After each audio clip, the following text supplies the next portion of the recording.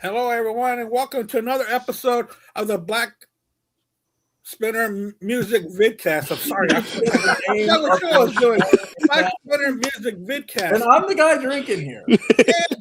And let's we've got Edwin Castracci with us tonight, and let's thank him for giving us the vidcast part, because at first it was just a podcast. He said, "Y'all are on video. It's a vidcast." Thank you very much, and we live with that. I hope it catches on. I'm sick of seeing all these vidcasts that call themselves podcasts. It's an epidemic. Hopefully we can start a trend. Yeah. Today's topic is a great one. We've been doing vinyl battles here lately, but we're going to do a vinyl battle within a vinyl. Well, what do we mean by that?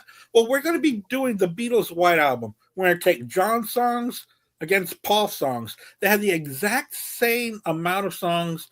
Not only that, you can also look at the songs, and they're two completely different albums. Jesus. But you know what I'm trying to say. Yeah, I know. We know what it's the White Album. There's a lot of songs on it. A lot of songs are two completely different albums. One by John, one by Paul. They sprinkled in a little bit of George and a little bit of Ringo, but I do love Don't Pass Me By. Absolutely love that song. It's one of my favorites on here. Yeah. So joining us today is Joseph Stubb. What's up, Joe? Evening, folks. I'm Joseph Stubb. You can catch him on a great show on Sunday nights on Cranium Radio called Joe Stubb's Garage. Thank you. Check that out. He plays some great stuff. I was on there. I finally was able to catch the show this past Sunday. So it was good to hear you on the airways, man. You sound great. You do. Thank you, Andy. Thanks for stopping by. I was really happy to see you on Sunday. Thank you. Yeah, man. It was great to go out there and listen to you. And also, like I had mentioned, we got the great Edwin Castracci. We haven't had him here in a while. He's been busy. What's going on, Ed? Well, I've been living in Nashville. I'm still relatively new to the city. It's been like 5 months now.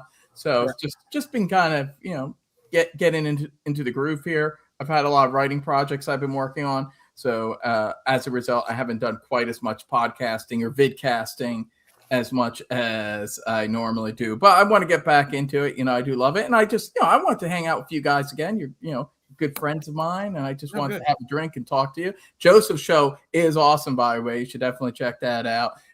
Very great eclectic taste, and a lot of great music there. I love it. And, it's the only place you can hear Bob Seger and Coroner right afterwards. Oh yeah, it's great. It's great. and I'm just distracted. This whole episode though, I'm not going to be thinking about the Beatles. For some reason, I'm going to be thinking about Kiss. Gee, I wonder why. So I feel like we're getting the Kiss experience here. I didn't light it up though, man. It could be different. If you light it up just at the end, it'd be cool. I want to see click. It's like the White Album reflecting the sunlight in the afternoon. Great post, by the way. I saw your post about the White Album reflecting the sunlight. It's like blinding me. I actually have a story about that later. Something my cousin did one time. My mother had an old copy of it, so it was like the sheen was like off of it, so it was kind of all white, so that wouldn't happen. But this is like a relatively new remastered. I got maybe 5 or 6 years ago. The thing's shiny as a baby's ass. It's like boom, it's really white and shiny. And I didn't realize, I never positioned it quite like that before. So positioning it my windows, I was like, And also, of course, we got the great Al Horta, the co-host. What's up, Al? It's good to see you, buddy. Yeah, it's great to be on, man. Great to have Eddie and of course Joseph. Eddie, my boy, I miss you too, brother. Since you moved out of Tampa. I know it sucks. I can't go to concerts all the time, Al Horta, and hang out with you. But sometimes you gotta do what you gotta do. I'm definitely going to visit you up in Nashville one day, though, man. Oh, you'll love it. You should definitely do that. By the way, I just want to show off. This is the record, by the way. It's shiny. Very shiny. It's a very shiny album, but it sounds great. It's great remastered stereo edition. Got it. I also want to show off one thing since we're going to do the Music Geek stuff. Of course, this is normally on my coffee table, but I brought it here for this. Of course, I got this edition. I got that one, yeah, that has the different mixes and all that stuff. Yeah. And I don't know if you guys know this or not, but the White Album is my favorite Beatles album. Oh, wow. And one of my favorite albums of all time. Definitely a top 5 album, period. And for a long time, I thought it was the greatest double album of all time. These days, I do think that's Physical Graffiti, which I actually give an edge to this. But the White Album is very close. I mean, it's very close. It's definitely the second greatest double album of all time, in my opinion. And I love it. It's my favorite Beatles album. So I was very excited when you threw this idea at me. Yeah, well, I'm glad that you were able to say yes and join us. So we're going to do a little segment called What's Spinning? While you're doing that, I just got to run real quick. Yeah, of Go course. I wanted to say welcome to over Red Room. I've been wanting to contact you here, brother, from Count Ralphus. I got to get in contact with over Red Room. I'm glad that you're out there, brother. So, Joe, what's been spinning with you, man? Yeah, no, just of course I gotta update the continuing saga of buying every possible Marillion box set possible. Right. I got my Fugazi box set came in this week, so got that one in. Listening to this in the car lately, some really good live stuff on here. I want to put in the documentary because this is a really interesting album. The making of it is a really kind of interesting story. So I want to watch the documentary. But that's the update of my hunt to buy every Marillion deluxe edition possible. I finally tracked down Fugazi, so I got that in now. But what I've really been listening to a lot lately, I saw a couple months ago that the Scorpions announced that they were putting out a remix of Lonesome Crow, and I got it in the mail a couple days ago. It was a 50th anniversary or 53rd anniversary, I guess, remix of Lonesome Crow. This is the first time they put this out in a while.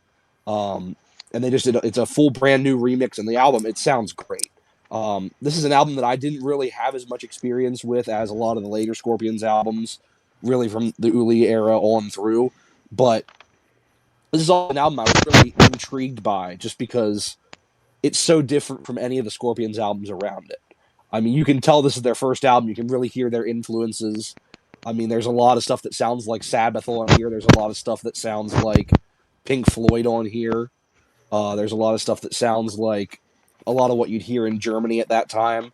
And you can really hear it all kind of coming together. Plus, this is the only full-length Scorpions album with Michael Schenker on guitar. So you really hear Michael Schenker coming through, and you can hear, I mean, this album is the reason that he joined UFO. This is the reason that they found out who he was. And so you can really hear he has a lot of great guitar work on this album. And even at the beginning, Klaus Mein's vocals are just insane. And yeah, I was really excited to get this. The remix sounds amazing. They did a really, really great job. They went back to the original tapes. They did it right. It wasn't just one of those patch jobs where a lot of these bands are putting out stuff that sounds like shit. Queen. It really is high quality. It sounds great. It sounds fresh, and I really, really recommend, if anyone's not familiar with Lonesome Crow, or if anyone hasn't heard it in a while, I definitely recommend checking out the new remix. I definitely want to check that out, because that's one that's always, I admit, kind of, just despite some really cool guitar work, that's always kind of, I felt it was kind of underwhelming, never really clicked with me. So I'm really interested in this remix, like, to see if that changes my opinion about it. What a year was that? 72? Yeah. Yes, I think so. I think 72, so. Yeah, Right? 72. Yeah, to me, the Scorpions don't really fully click until like In Trance, but I feel like this earlier stuff might grow on me, especially hearing it from a different perspective, kind of with a different mix. Yeah, that'd be cool to check out. Yeah, I mean, it's really cool. They do. They added a bunch of. They did some interviews and stuff. The booklet's really cool. They did a good job with it. It's not like just like some bare bones putting it out just to put it out. I really hope they do Fly to the Rainbow next, because that's the only Scorpions album that I don't actually own. I own every other Scorpions album except that one. And what about you, Ed? What have you been listening to lately? Well, people kind of know what I've been listening to because I post it on Facebook and Instagram. In addition to the White Album, for obvious reasons, I have been on a big Pixies kick, which you guys probably know. So Yeah, so of course I've owned digital versions of those albums for years, but I only just got the vinyls recently of Surf of Rosa and Doolittle, and I got these were like 180 gram remasters that were done like about 10 years ago.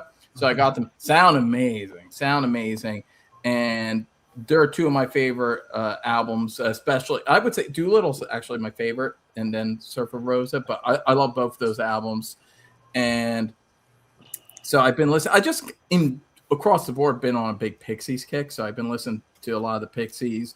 As always, I listen to a lot of jazz. I listen to jazz when I write. So I listen to a lot of Miles Davis and like Herbie Hancock. I've been listening to, and Lana Del Rey. As you know, I like Lana Del Rey. Love her new single. I think it's amazing. The Southern Gothic, witchy kind of song, which is really cool, that she released a couple weeks ago. So I was digging on that. And Megadeth, I've been on a big Megadeth kick because of the new. Even though I was underwhelmed by the new album, which we all know because I did a review of it. You know, that's the thing about new albums. It's like even if you're underwhelmed with the new album, it does make you kind of start listening to the band again, and then you go back and start listening to their better albums or albums even that you thought weren't quite as good at the time, but then, you know, after hearing the new album, you go, "Hey, it wasn't that bad." And so overall, although I know Andy, you like the new album a lot. I do, yeah, I do like the new album. I don't think Megadeth has any bad albums, which is a controversial opinion.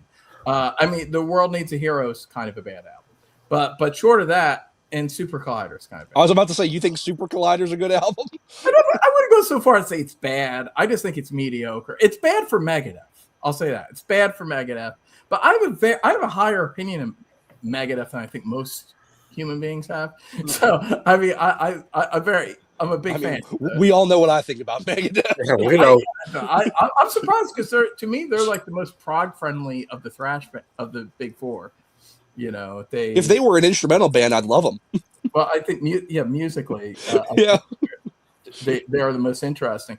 But it's interesting because I see some similarities with Megadeth and the Pixies because they're both a little more musical than their peers. Yeah, than their peers. There's a little more going on with their music that like Pixies have a little more. They're a little more fluid and a little more interesting than like the alt rock that they inspired. And likewise, I feel kind of the same with Megadeth. And they both have like kind of weird, eccentric, idiosyncratic like frontmen that like don't get along with people. Like so, I actually see some similarities there. But I love both. Is that Frank Black? Yeah, Frank Black. Yeah, he's got a Dave Mustaine type in a lot of ways. You know, he doesn't get. I saw the Pixies live once. Was it with Kim Deal, or was she not there? She was not there. Okay, yeah, that's sad Pixies. I mean, it's probably like 15 years ago already when I saw them. It's possible. Yeah, well, they had a reunion, and Kim Deal was part of the reunion for a bit, but then inevitably, her and Frank Black didn't get along, and she went her own way. And of course, she had. I mean, from a commercial standpoint, you could say even bigger success with the Breeders.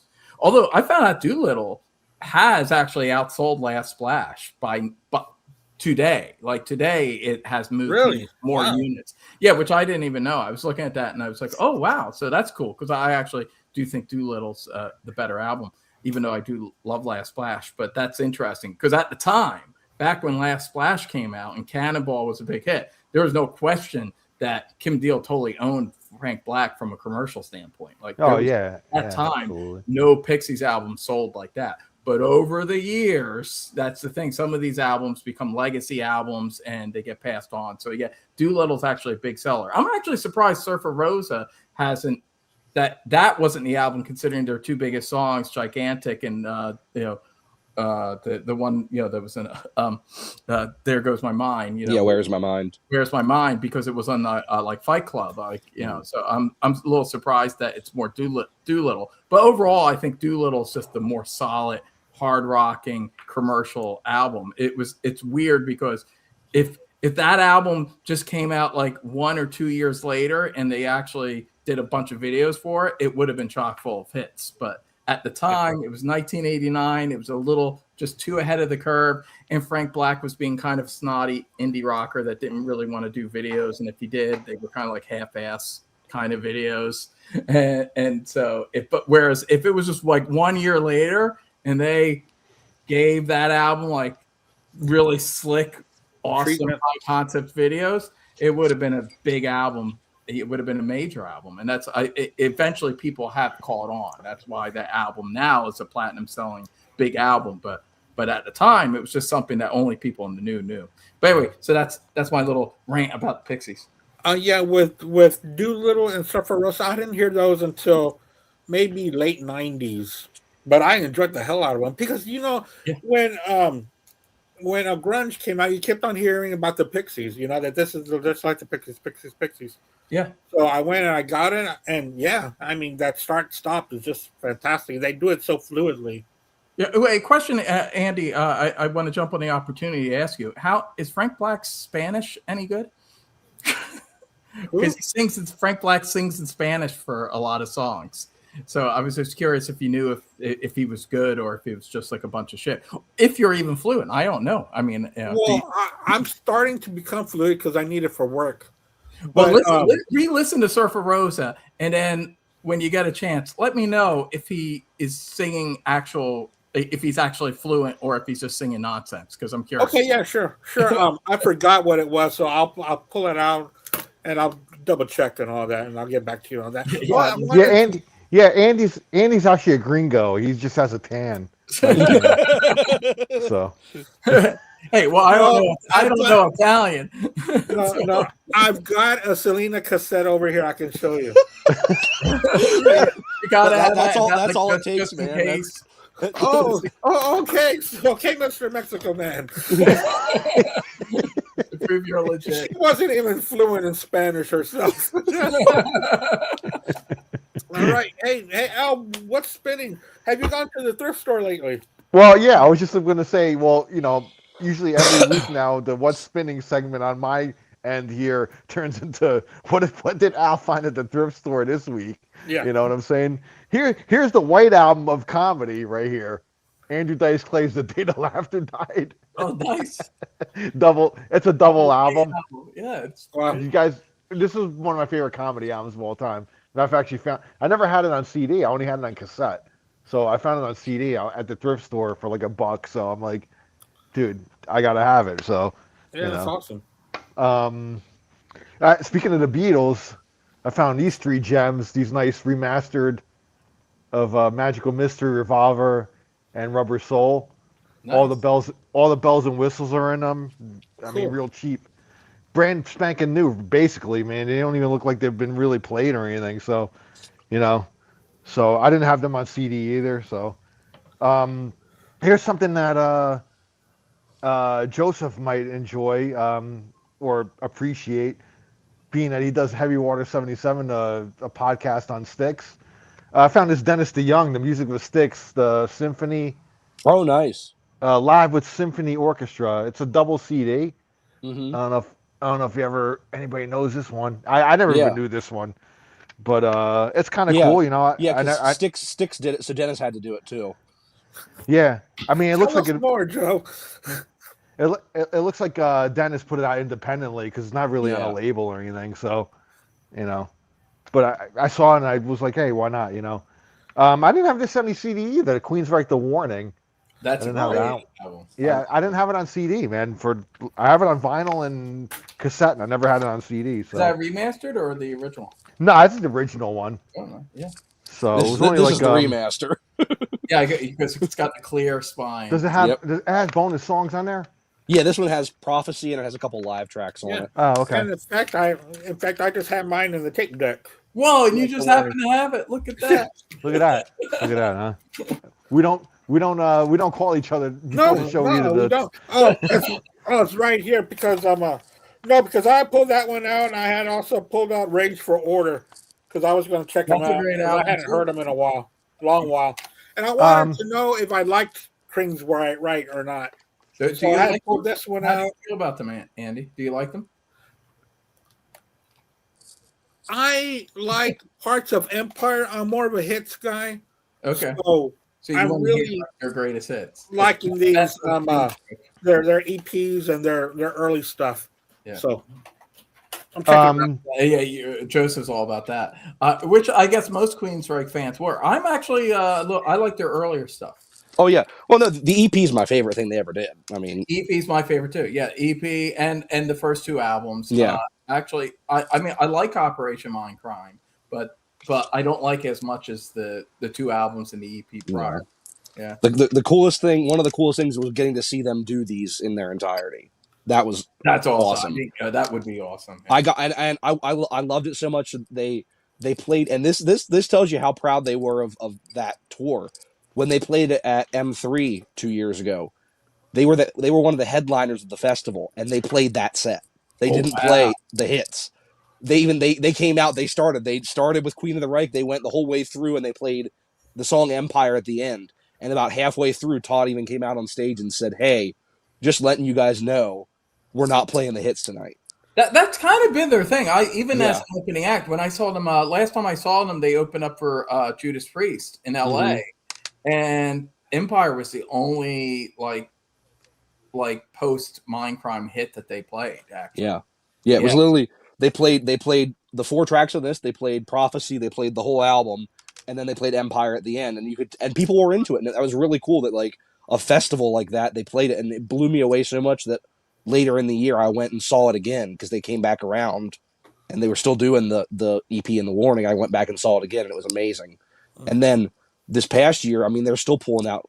They did London, they did New Rigel, they did a bunch of stuff I'd never seen them play from the old days, and that's one thing I'll say about Queensryche. They still sound amazing, even though it's just Eddie and Michael. Plus, I mean, Todd's a fantastic singer. He is, but he's really good.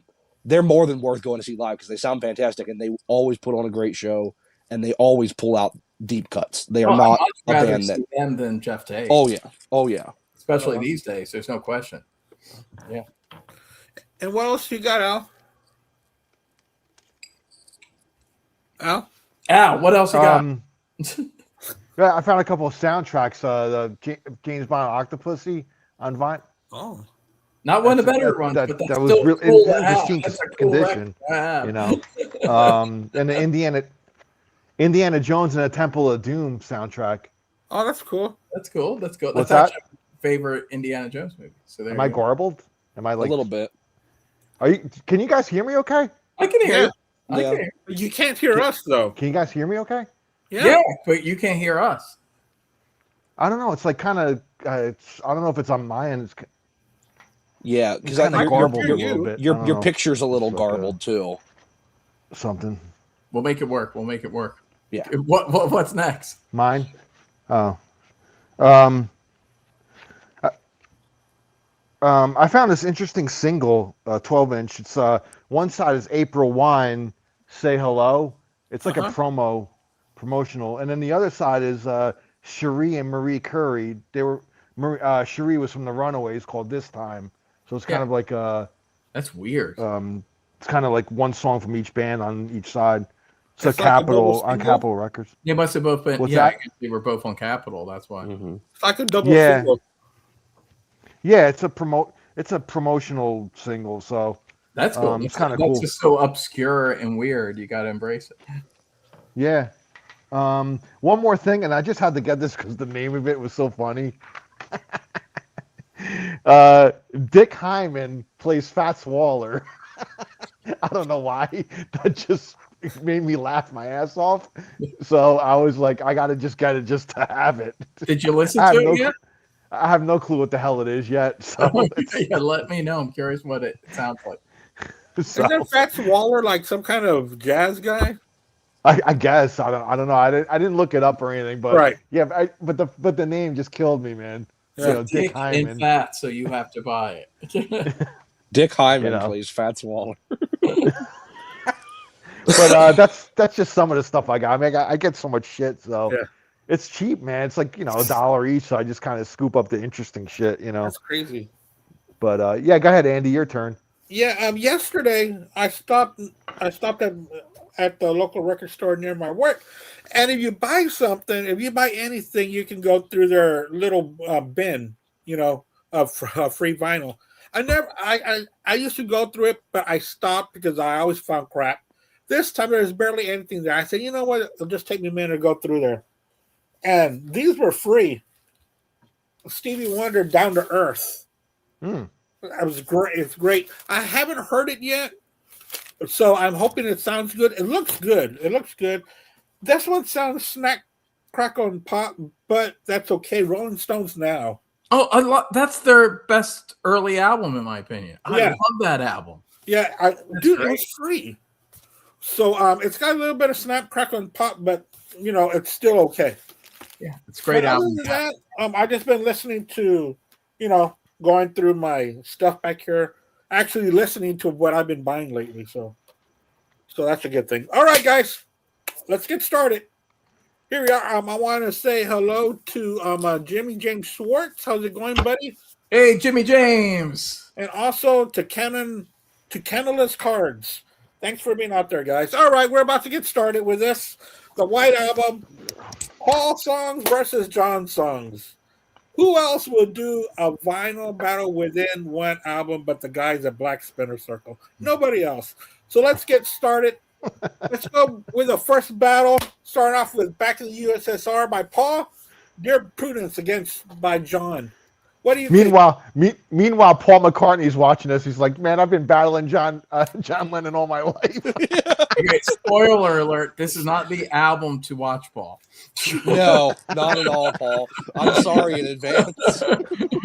Yeah, not this one. All right, Joseph, which way are you going to go, man? Yeah, I mean, right off the bat, I mean, two iconic tracks. I mean, Back at the USSR kicking off the album with a bang. I mean, with the jet coming in and then really great rocking track. Paul sounds great on it. I mean, it has that Beach Boys feel to it. It has the surfer vibe. But I mean, right off the bat, John Lennon coming in hot with one of the best songs on the album, Dear Prudence. It's amazing that, I mean, so many of the great singles that came out at this time were Paul songs, but at the same time you listen to some of these Beatles albums from the late era, and John is just ripping shit up, and the tracks are his alone. Oh yeah. And we're gonna see that quite a bit as we go through this battle here. So round one here already. Got to give it to John. Dear Prudence. It's like one of these guys either took a step back or stayed idle, and the other one went exploring. Mm-hmm. Like really did. Yep. Ed, which way are you going to go with the first battle? Well, I mean, I don't entirely agree with that statement. Okay. I mean, overall, I do. So, but there's still stuff like Helter Skelter and things. So we'll get there. I mean, it's not like Paul's just like totally not doing stuff. Oh, well, yeah, we'll talk about each thing. Yeah, I mean, but I'm kind of reading the room here that I'm not going to be entirely alone here. All I will just say is that, and I know Ralph Vieira thinks this, a lot of people I know think this, and they think correctly. This is John Lennon's peak as a songwriter. This is his greatest like run of songs. I never heard anyone say that about Paul McCartney in terms of the White Album. Everyone loves the songs. Of course, there's some big classics and big songs on here, but this is definitely a very Lennon-coded album, more so. There are some like Sgt. Pepper, Mystery Tour, I would say Abbey Road too, especially on the second side, where McCartney would definitely give Lennon a run for the money and Rubber Soul. But I'm feeling like this album maybe not so much, but we'll see. We'll see, because that's the interesting thing. When you pit song against song, it might be different results. When you step back, you think, oh, well, this is Lennon, but we'll see song from song. Although out of the gate, this is the thing, and I'll be saying this a lot. I love Back in the USSR. It's a great song. It's awesome. I love the opening. It's a great opening track, but I got to give it to Dear Prudence. I mean, it's Dear Prudence. It's probably a top 5 Beatles song for me, and not even my favorite song on this album. So that tells you how much I love this album. But it's probably my second favorite. Yeah, I would say it's my second favorite song on the album. And it's amazing. It's mystical. It's just so much emotion to it. Although this is the thing, And this is the one thing I don't like about pitting Lennon against McCartney. They are so complementary, and so much of what makes Dear Prudence great is that it's coming after Back in the USSR. I mean, that's one of the things about the White Album is the sequencing. And I've said this before, but my favorite moment in music is the moment where Back in the USSR and that plane sound like fades out and Dear Prudence fades in. Like it just, it's so much emotion. And you guys are all nodding, so you know exactly what I mean. Oh yeah. There's just so much feeling when that moment's happening. Like Back in the USSR sets up Dear Prudence to be so majestic and powerful. You need just a fun rocker song, and then you go into Dear Prudence. So, but if we have to battle, then yes, Dear Prudence is that deeper, more emotional, evocative moment after Back in the USSR, and it's amazing. Everything about bass, Paul's bass is great, and Lennon's vocals are great. There's some debate about the drums. I will just say I am of the opinion that the first half is Paul, as sessions do prove that he definitely played drums on it. But there are some sessions that say Ringo came in at a later date. And if you listen to the end, and I was listening to this on vinyl today, I have an opinion that Paul's drum line is throughout the whole song, but Ringo comes in to do some of that stuff at the end. Where it starts soloing. If you listen, you can kind of hear there's actually two drum tracks. My theory is that Paul does the basic drum track throughout, which is great. He did a great job of emulating Ringo's style, as Paul often did. He could emulate George's style, he could emulate, Ringo's style. But I think Ringo came in to do some of that cool solo shit at the end, like the drum solo essentially at the end when it builds up. That's my theory anyway. If anyone has a different opinion, let me know. But anyway, Dear Prudence, easy win. Even though I love the other song, but Dear Prudence, one of the best songs John Lennon ever wrote. It's awesome. All right, Al, which way are you going to go on this one? Well, listening to this album again, I always kind of it's funny. I always kind of consider myself a Paul guy. I always kind of lean more towards Paul's stuff, but after listening to this album, I was like, wow, Yeah. It's just John's just such a fucking force, So as much as I love Back in the USSR, because I do love the Beach Boys still, and it has that Beach Boys influence on it, especially with the backing vocals and all that stuff. So, but I got to go Dear Prudence, I mean, the sun is up, the sky is blue, it's beautiful, and so are you. And the way the song builds up, it just it's been covered by so many artists throughout the years. One of the cool covers I ever heard live once was I got to see the guitar player Eric Johnson, and a solo show. It was only in a room with like 200 people, a 200 person capacity, which was really intimate and cool. And he launched into Dear Prudence, man. I was like, wow, it's really a really cool version of it, man. And he stayed faithful to it, but put these little Eric Johnson isms in there. You know what I mean? If you're familiar with Eric Johnson's style, he sounded great. And I remember the funny thing about seeing Eric Johnson was like a week later or a few days later, I saw Ted Nugent in the Iridium in New York City, which is the club that Les Paul's trio always played in. Oh, okay. And he played with Les Paul's band. Les Paul had already passed away by this time, but Les Paul's band would sit in with whoever artist would play there. And it's funny, at the end of the show, I was walking out, and who would I run into? I run into Eric Johnson. I actually run into him like face to face. He's just standing there talking to somebody else. I'm like, "Hey, Eric," and it's funny because he looked at me. He's like, "Were you at my show like a few days ago?" Because he actually recognized me.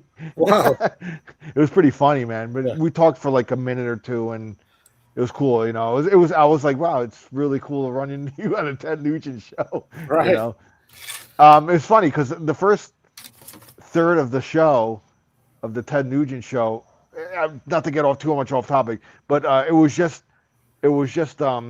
there there was no drums because Les Paul didn't have a drummer. You know, the trio was just, you know, him on guitar, guy with a stand-up bass, and a guy on piano. So, you know, about a third of the way through it, Ted's like, you know, hey guys, I love you, but I gotta have some fucking drums. Right. But there was a I was drum about set to already. say. But there was a drum set already set up on stage, you know. Yeah. And who comes out is Anton Fig, you know. Oh, And- wow. and- yeah, and ends up playing the rest of the set with Ted. And I gotta tell you, man, like, I mean, anybody, I don't know, Edwin, I know you lived in New York. I don't know if you ever been to the Iridium or not, but it's a pretty small room. It's pretty intimate. And I mean, Ted just fucking tore the walls down to that place, man. You know, so it was pretty funny. Imagine. Wow. But anyway, back to the topic at hand. Dear Prudence, man, for me.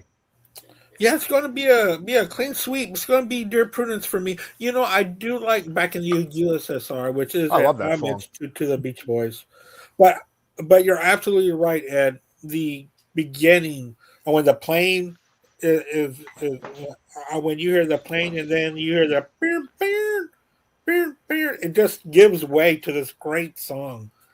And one of the other things I love is who's ever doing that drumming in the end. If it's Ringo, which I think it is Ringo because it sounds like him. I think But that is so great, and that just picks up the anthem of it. There's so much rolled into this one song. I mean, it's a ballad. It gets so emotionally uprising. It's a great track. So You know- I'm going with Dear Prudence as well. I just gotta point some out. The sound effect that's supposed to be the plane. I always thought it's like one of those, like, you know how when you used to get into your car, you used to turn it on and like the belt would make like the you know, when you Yeah, first like an turn on your older, car. like with I always fan thought it belt sounded is like that. too tight. You know? Yeah, your Well, timing belt or whatever, like yeah. on your car. You know, Yeah. when you first turn it on, it makes that like squeaking noise. Right. I always thought like it sounded like that, the sound effect. You know, maybe they did record that and just said it was a plane. I don't know. I just want to say one thing. This is going to be a little bit of a digression, but it is White Album related. Me and Al made this joke a few months ago about, I forget what the joke was exactly, but it was a joke about the mythology that you put the dark side of the moon to the Wizard of Oz. What was the joke you made again? You made some joke on Facebook about that, where I did this. You know what I'm talking about? Oh, It was a funny joke. I laughed when you did it. well, I think it was wasn't it like it was in relation to Rock and Metal Combat Podcast or something? It might be something. Anyway, so he made some joke about the idea that you play. No, I think it's something about if you put the Elder on to the Wizard of Oz, you get absolutely nothing. Yeah. Like, So that's it. something like that. So the big mythology, and I learned about this as a teenager, was that if you played Dark Side of the Moon, at least the first half of the Wizard of Oz, because Wizard of Oz is longer than Dark Side of the Moon, that it lines up. Like the big thing was that money came on when it was color suddenly, you know, was a big thing. And I did it, you know, of course. I was like a stoner teenager, so of course I did it. So I did that. But then I decided to do, I did a thing where I went to see if the White Album lined up with The Empire Strikes Back. I remember this.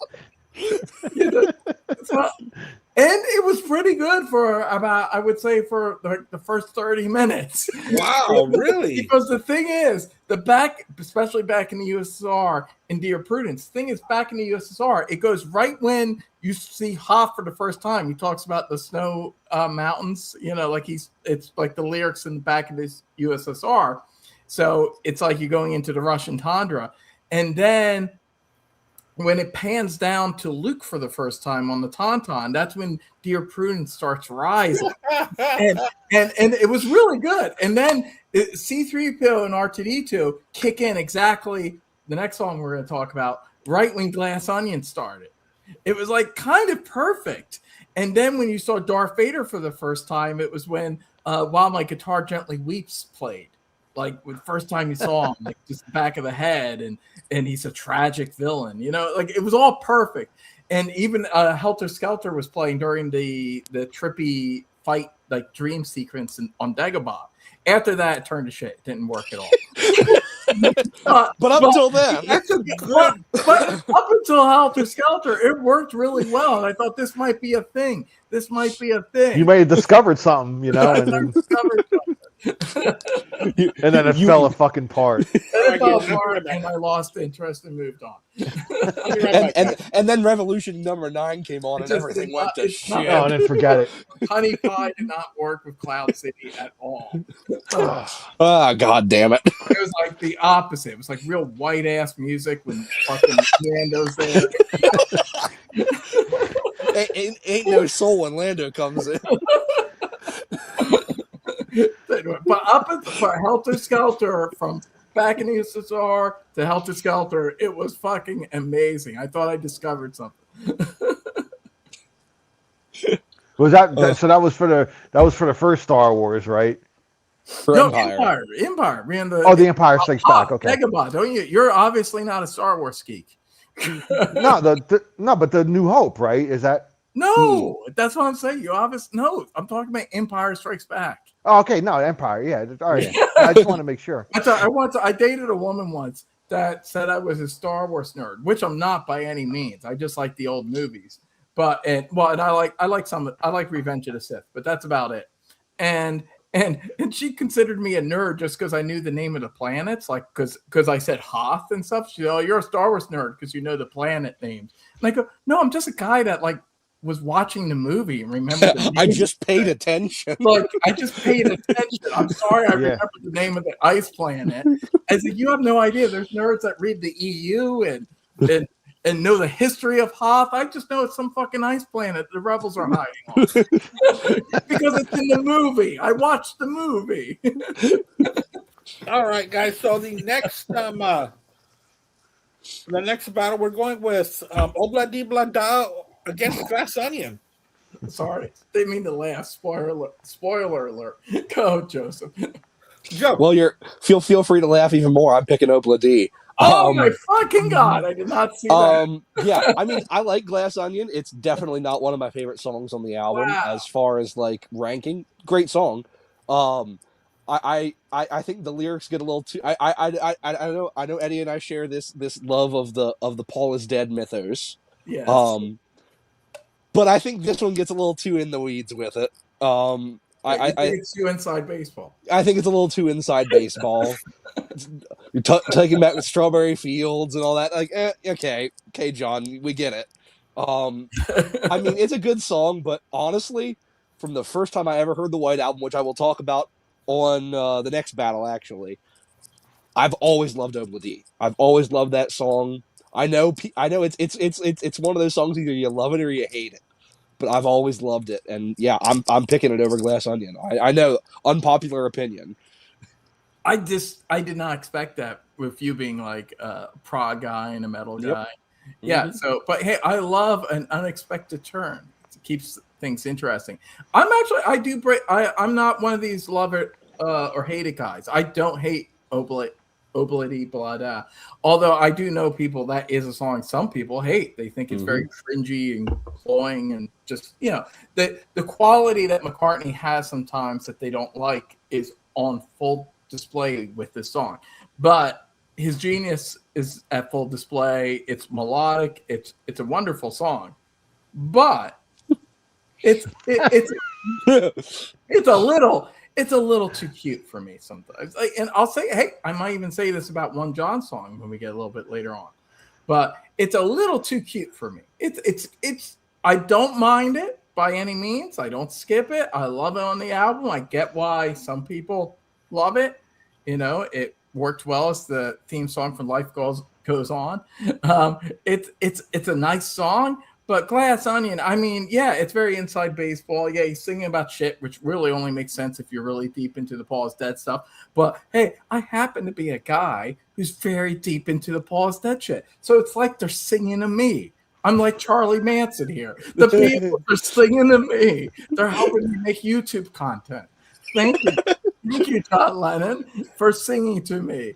And it's just, but even that aside, it's just a really cool song. I love the drums and the bass, and it's just, it just has a cool groove to it. It's kind of like the perfect song. I like, also, this is going to sound a little anal, but I like the fact that in terms of the sequencing, that they dared to do a John song right after another John song, just so we know that this is not going to be so much his song, his song, his song, his song. That would be boring. So out of the gate, they're letting us know, don't get so comfortable with thinking this is going to be McCartney, Lennon, McCartney, Lennon, McCartney, Lennon. Okay, we throw one to George, McCartney, Lennon, McCartney, Lennon. We're going to be a little more interesting with the sequencing. So I appreciate that. I appreciate Glass Onion from a sequencing standpoint too. Plus, I just think it's a fucking awesome tune. It's just really cool, and I think it rocks in a kind of, and it's almost like it's like a foreshadowing of like it's very modern in its approach. It almost sounds kind of like a modern, like a Modest Mouse song or something. Like it's just really different and unique and really cool. And I love it. And to me, it wipes the floor with that's catchy little fun supermarket ska song that McCartney did. But hey, I don't hate it. I don't hate it, Obelia Blada. But Glass Onion to me totally owns it. So there you go. And over Red Room says power to ska in the comments. Yeah, a lot of people don't realize that Obelia Blada is actually ska, but that's what ska sounded like in 1968 if you were like a white British guy. Right before Madness took over, right? Yeah. A little bit before Madness. Yeah. All right, Al, which way are you going to go? Are you going to surprise us too, or which way are you going to go? Speaking of the continuing saga of Paul is Dead, check out Edwin Canestracci's channel where he delves deep into that subject, giving us his intellectual insight into that madness of Paul is Dead. Great shit, man. Check him out. Subscribe to his channel. And speaking of which, the Walrus is Paul, so I'm gonna go with the Glass Onion as well. Even though I do love John is lying when he says that. That's what makes it so interesting. Yeah. But I will say this. I do like Obla Di Obla Da. I'm not a hater of that song as well. And my daughter Kayla and I, we just saw over the weekend went to see the Offspring at the Strawberry Festival here, and their song "Why Don't You Get a Job" is a complete ripoff of that song. Song, the same melody, same everything, man. So every time that song comes on, I sing "Obla Di Obla Da" over it, and it fits. You know what I mean? So, but yeah, Glass Onion for me on this one. Andy, take it away, brother. Yeah, I really like that song by The Offspring too. And why? Because it's freaking awesome. Because Obla Di Bla Da is a great song. I love Obla Di Bla Da. When I'm hearing it, I can see this storytelling of this song, of this old house and this married couple, and they're working together, they're running a household. It's fun. It's a fun song. Yes, I think about this when I'm hearing Obla Di Bla Da. You think of these boring people. Yeah. I think of this 1940s and yeah. But is there a but here? Huh? Is there a but here, or is that what you're going with? No, that's what I'm going with. Oh, well, there you go. Okay, so there you go. Split. This was one of the ones I didn't think was. Yeah, it's a tie.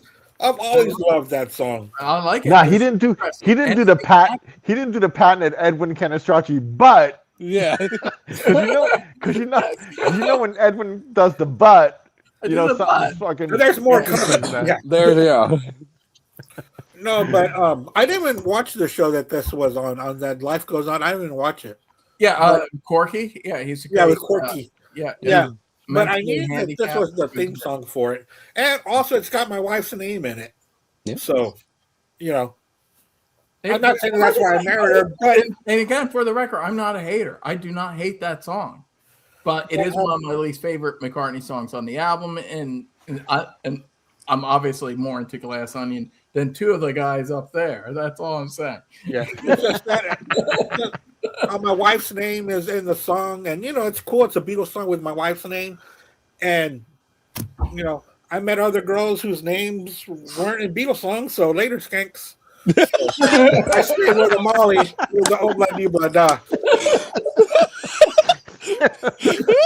That would be the greatest thing you ever said, Andy. Oh my god.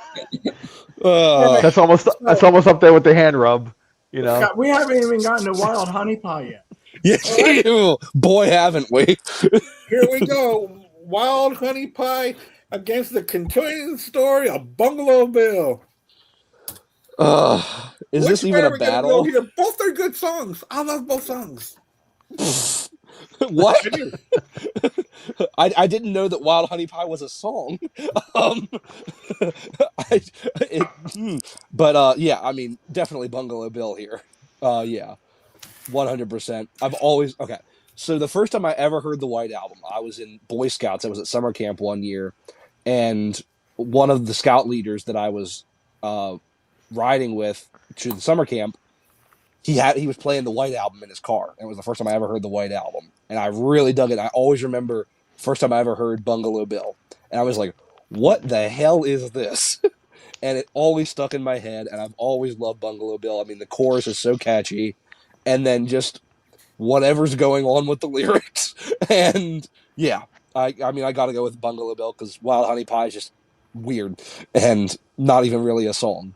So yeah, Okay. I Now, agree.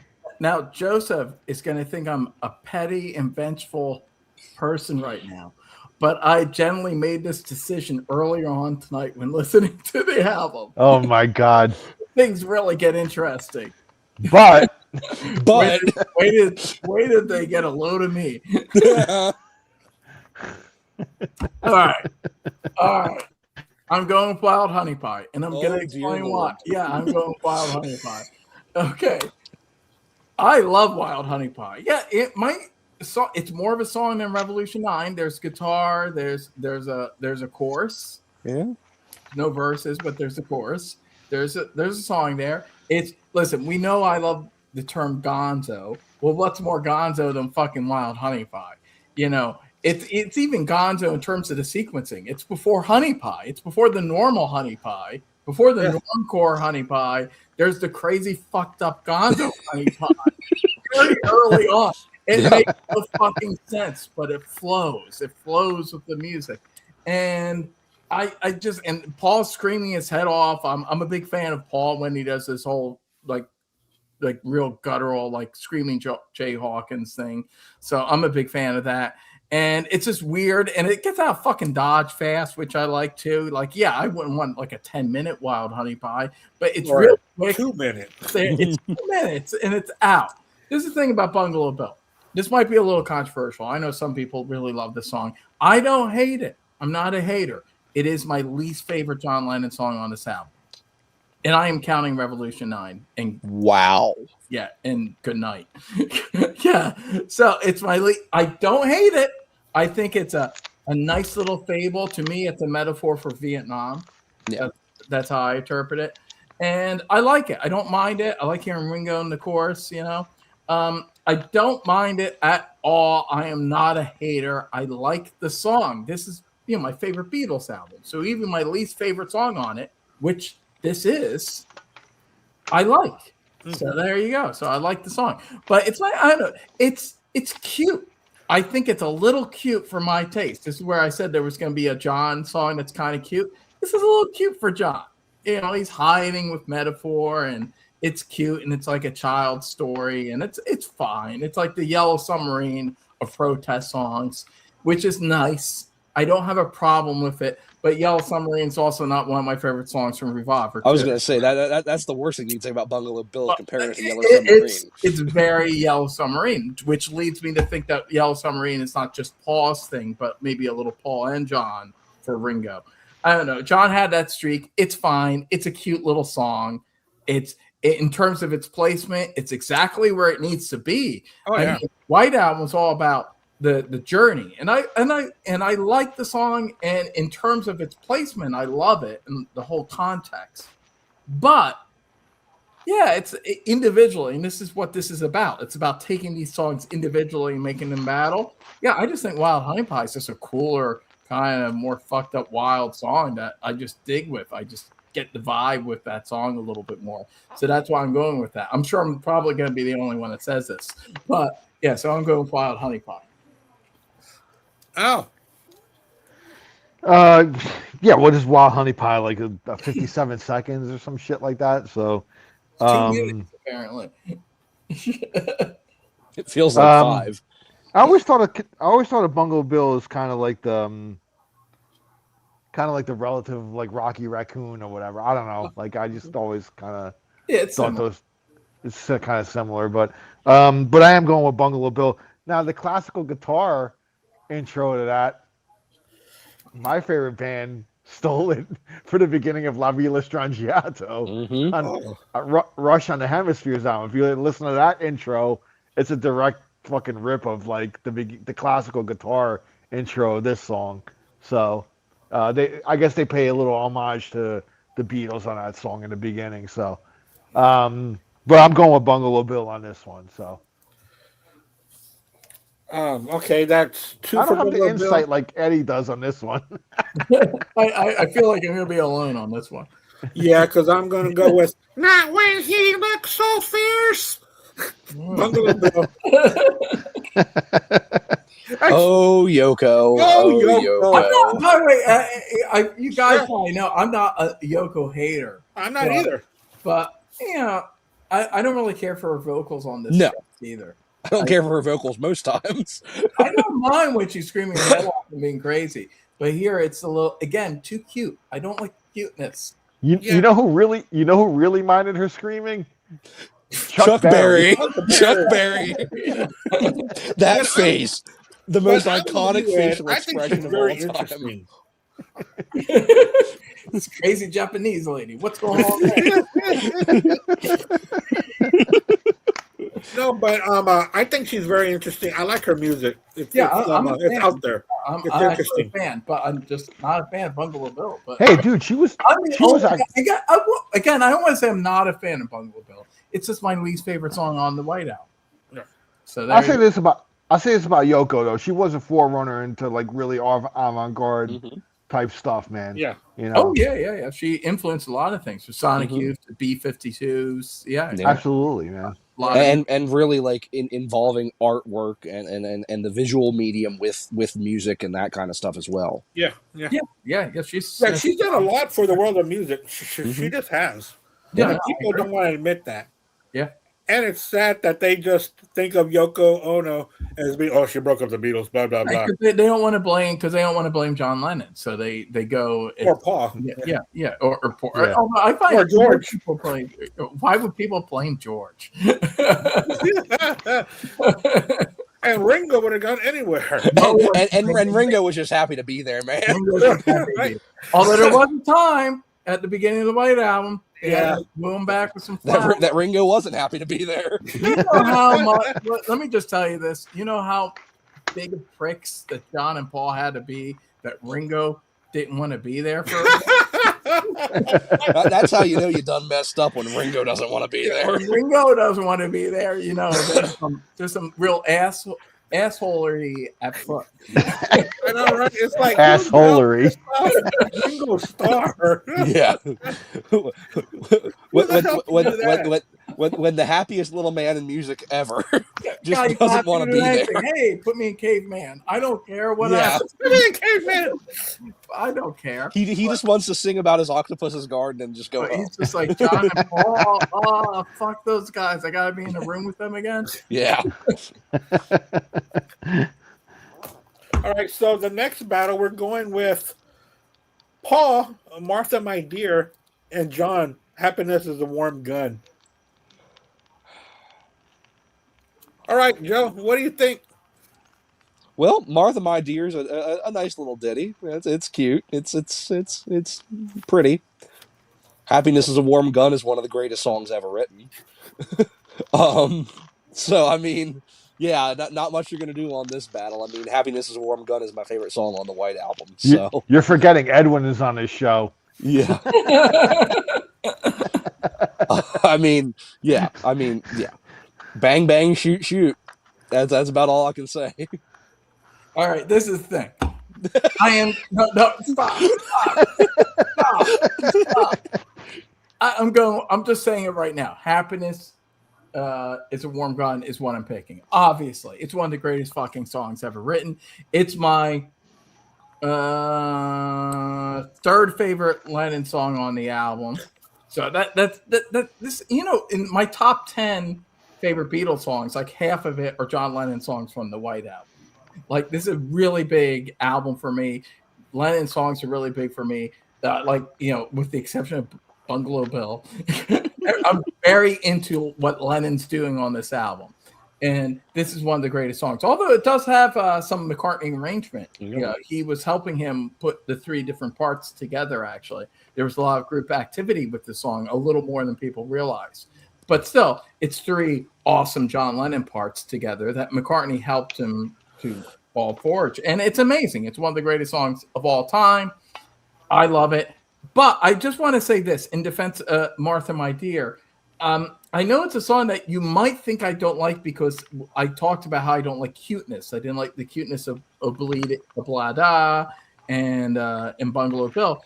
I feel Martha, My Dear. This is a tough one because I wish Martha, My Dear was against a lesser song because I'm a big fan of it. I really love Martha, My Dear. I think it just misses being overly cute. I think it's McCartney's. It's a really perfect little pop song, and I think he straddles the line and just kind of keeps it from being too cute, where it almost has a kind of sophisticated bachelor pad kind of vibe to it that I really dig. To me, it's just cool. It's closer to. It's like a very Burt Bacharach kind of song. And very cool, and I really like it a lot, actually. And I think it showed that McCartney could do a song that's kind of sophisticated, short, poppy, but not overly cute, actually. I think he just dodges it by a hair. And so I'm a really big fan of that song. But it's going up against Happiness is a Warm Gun, so it's got no fucking chance whatsoever. So that's the thing. So I love Martha, My Dear. I think it's a great song, but Happiness is a Warm Gun is one of the greatest Beatles songs of all time, one of the greatest songs on this album, one of the best Lennon songs. So for that reason alone, it had no chance. So that's my thoughts on those two. Al, which way are you going to go with this? So Martha, My Dear, is, if I'm not mistaken, Paul wrote that about his dog, right? Yeah, it's about sheepdog, which you think would make it overly cute, but I think he doesn't make it overly cute, even though it's about a fucking sheepdog. Yeah. And there's several pictures of the Beatles with Martha. Yeah. What's that? There's several Beatles. I mean, there's several pictures with the Beatles with Martha. Oh, okay. The picture with them. Yeah, but I mean, my pick is Happiness. Happiness is a Warm Gun. Now I've read something like, did this take like 70 takes to do? It wouldn't surprise me because I thought I read somewhere it took like 70 takes. Different parts. Here's another thing. I just want to say it's interesting because Cold Turkey was a track that the other three rejected because they thought it was too much of a junkie song, like clearly a junkie song. Like, were they not aware that Happiness is a Warm Gun is clearly a junkie song too? Because it's fairly obviously a heroin inspired song, in my opinion. I mean, I almost thought that was too junky. Yeah, but I get apparently it was just junky enough. It wasn't too junky. It was just in that thin line of being an addict and being a homeless person, right there down that line. It waddled the line a little bit. You're going with Happiness is a Warm Gun. Do you like Martha, My Dear? I do like Martha, My Dear. I like that song a lot. Yeah.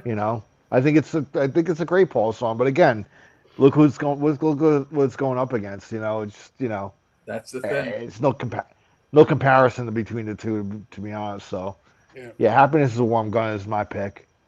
That's such a great song, man. It's amazing. Yeah. It's been covered a lot too, I think. The Breeders covered it, but and I think U2 covered it. You can never top the original though. That's the thing. No, absolutely not. No. So, all right, and yeah, it's going to be another clean sweep for John. It's going to be Happiness is a Warm Gun, but Edwin was saying, dude, Martha, My Dear, is such a good song. It's a really good, perfect pop song. It really is. Yeah. It's so interesting that you would bring up Burt Bacharach because it's a sophisticated pop song is what it is. Yeah, that's what it feels like he was channeling. It's like he wanted to try to write a Burt Bacharach song. But yeah, it's a very cool, sophisticated pop song. I love it. I think it's a perfect song. But but it goes up against Dirty, Grimy, just a great track. So yeah, it's just going. When I hold you in my arms, oh yeah. I mean, it's just so much going on in that song. It's happiness is a warm gun. Yeah. Next track, we're going with Blackbird against I'm So Tired. Blackbird against I'm So Tired. 2 acoustic-based songs. I mean, this lined up perfect. Almost perfect for a vinyl battle. But Joe. Yeah, this was a tight one for me. They were both great songs. Yeah.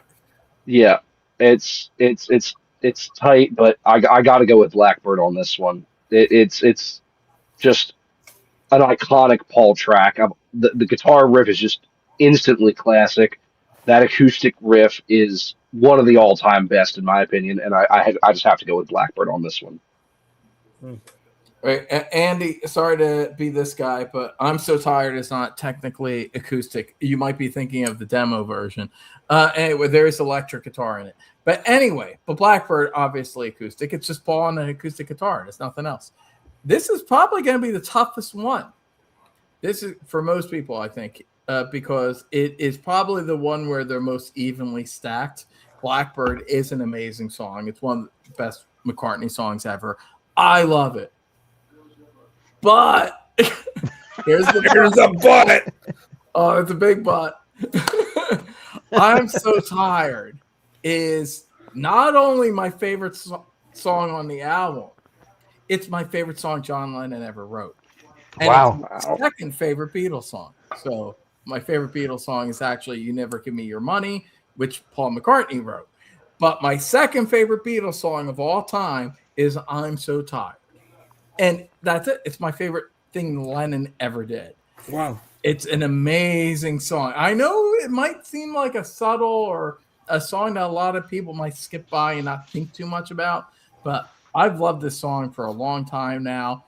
Just something about it just really grasped me. Its weariness, there's this dark beauty to it. The way the chorus kicks in, it's like so perfect. It leaves you wanting more. It's a perfect song.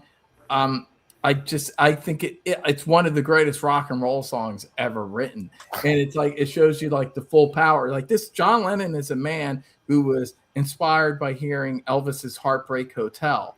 And to me, this is the final, like the payoff of that all these years later. Like this is his Heartbreak Hotel. And it's just amazing. And every time I hear I'm So Tired, it really moves me.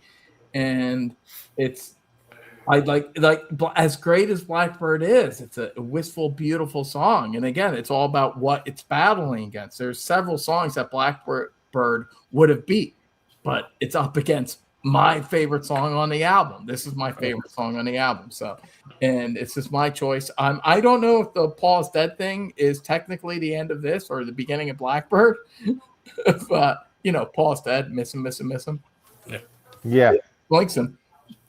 And that's the thing about this album. I mean, as it's like I don't want to take away the fact that Blackbird follows I'm So Tired, because like the two are linked, and in the same way Back in the USSR enhances, Dear Prudence, I'm So Tired and Blackbird enhance each other. The way that Lennon goes to McCartney. I mean, that's the thing. It's Lennon / McCartney. It's a beautiful, amazing thing. And it's another high point on this amazing album where there's many high points. But yes, I'm definitely going with I'm So Tired. My second favorite Beatles song and my favorite thing that John Lennon ever did. So there we go. Ow. Blackbird or I'm So Tired? Paul is dead, man. Miss him. No, I'm going with Blackbird because when I was younger and as a kid, I remember hearing this song and it's just such a serene quality to it that kind of reminds me of my childhood. Actually, like hearing it, and I never, as a really young kid, I didn't know who it was. So just whenever ever I heard it, I was just like I was always kind of intrigued by the song, and it just kind of brings me back to that time in my life. that being said, I'm So Tired is a fantastic song as well. But I am going with Blackbird on this one, just for sentimental, like, kind of nostalgic reasons, I guess. So that's my pick. If I had done this back in high school, I would have gone with "I'm So Tired." Because when I was in high school, I absolutely loved that song. When I first heard the White Album, that was one of my favorite songs. I loved "I'm So Tired." But as I gotten older, and I've heard rumblings about Blackbird being written about civil rights, especially in '68. Yeah. Yep. And when you think about the words and the way that they're written, it's just so powerful when you think of it as a civil rights way of what you know. But then, like Paul said, like he's always said, the song is whatever you want it to mean to you. So I've always been I've been a fan of that song, and it's going to win tonight because of the meaning of the song to me. I'm watching the World Baseball Classic, and Italy just won like 9-1.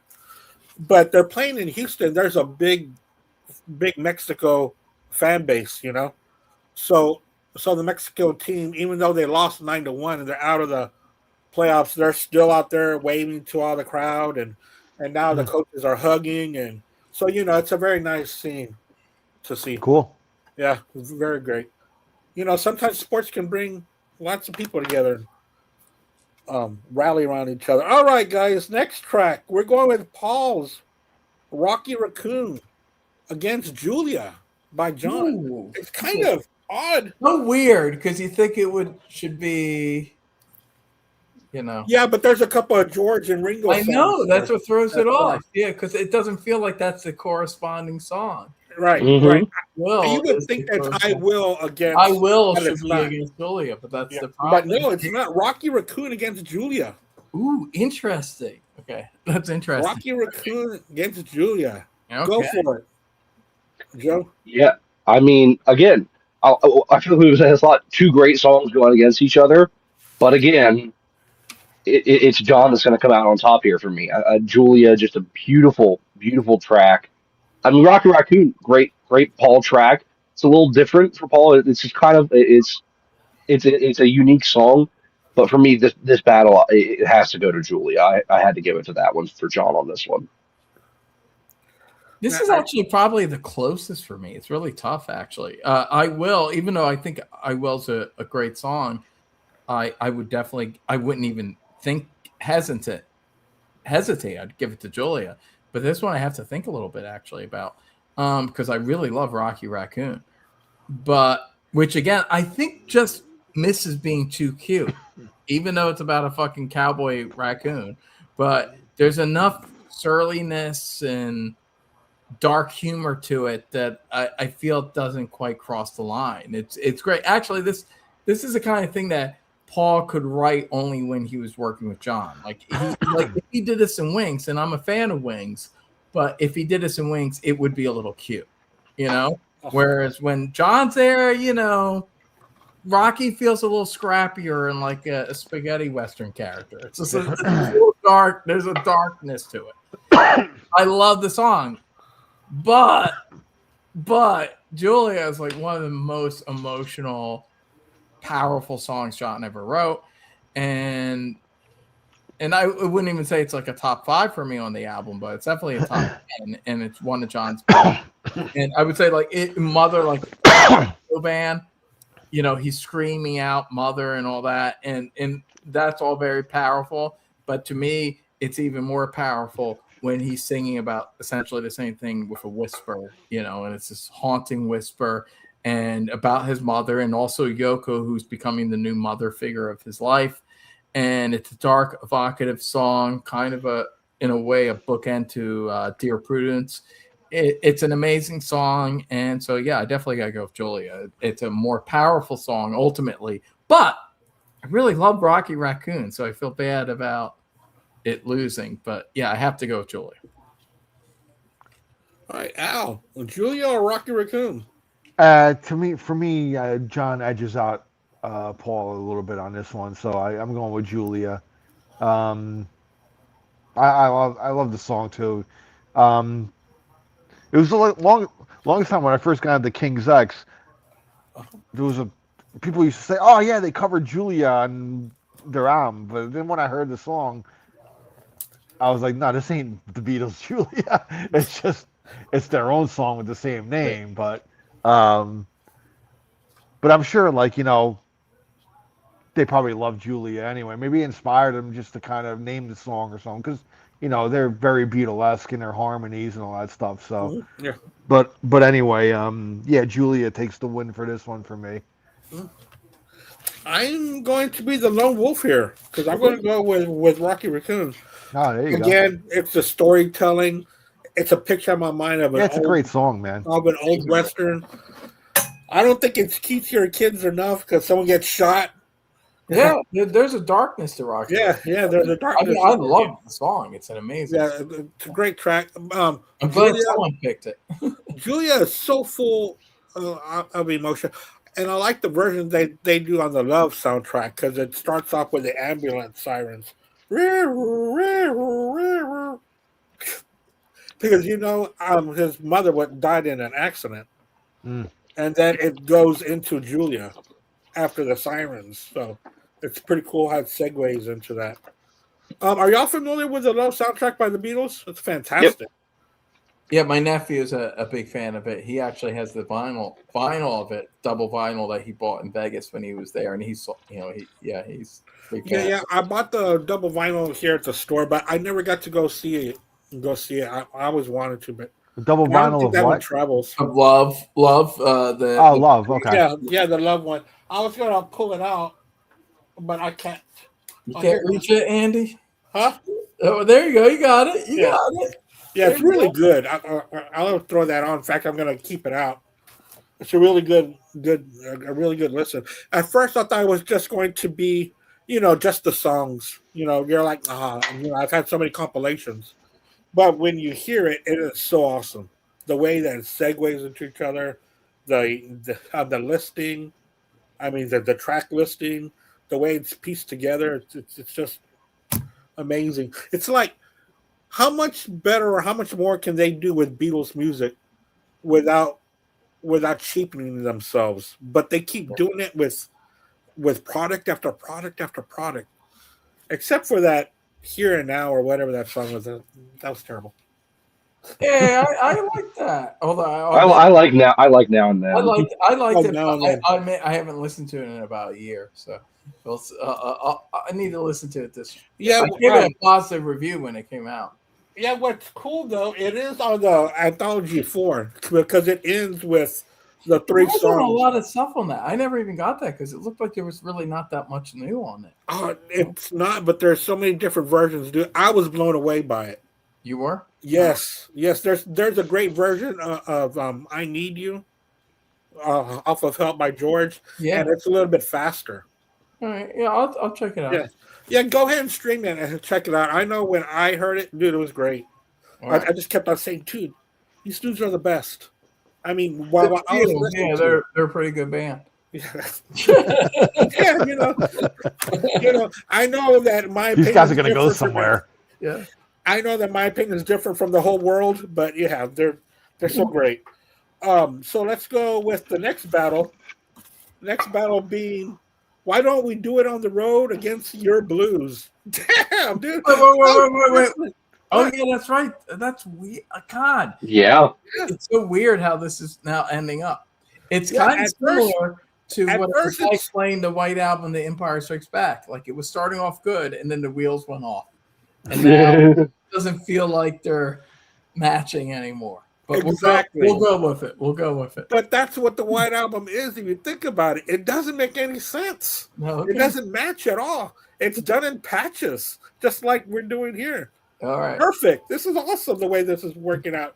Joe, why don't we do it on the road against your Blues?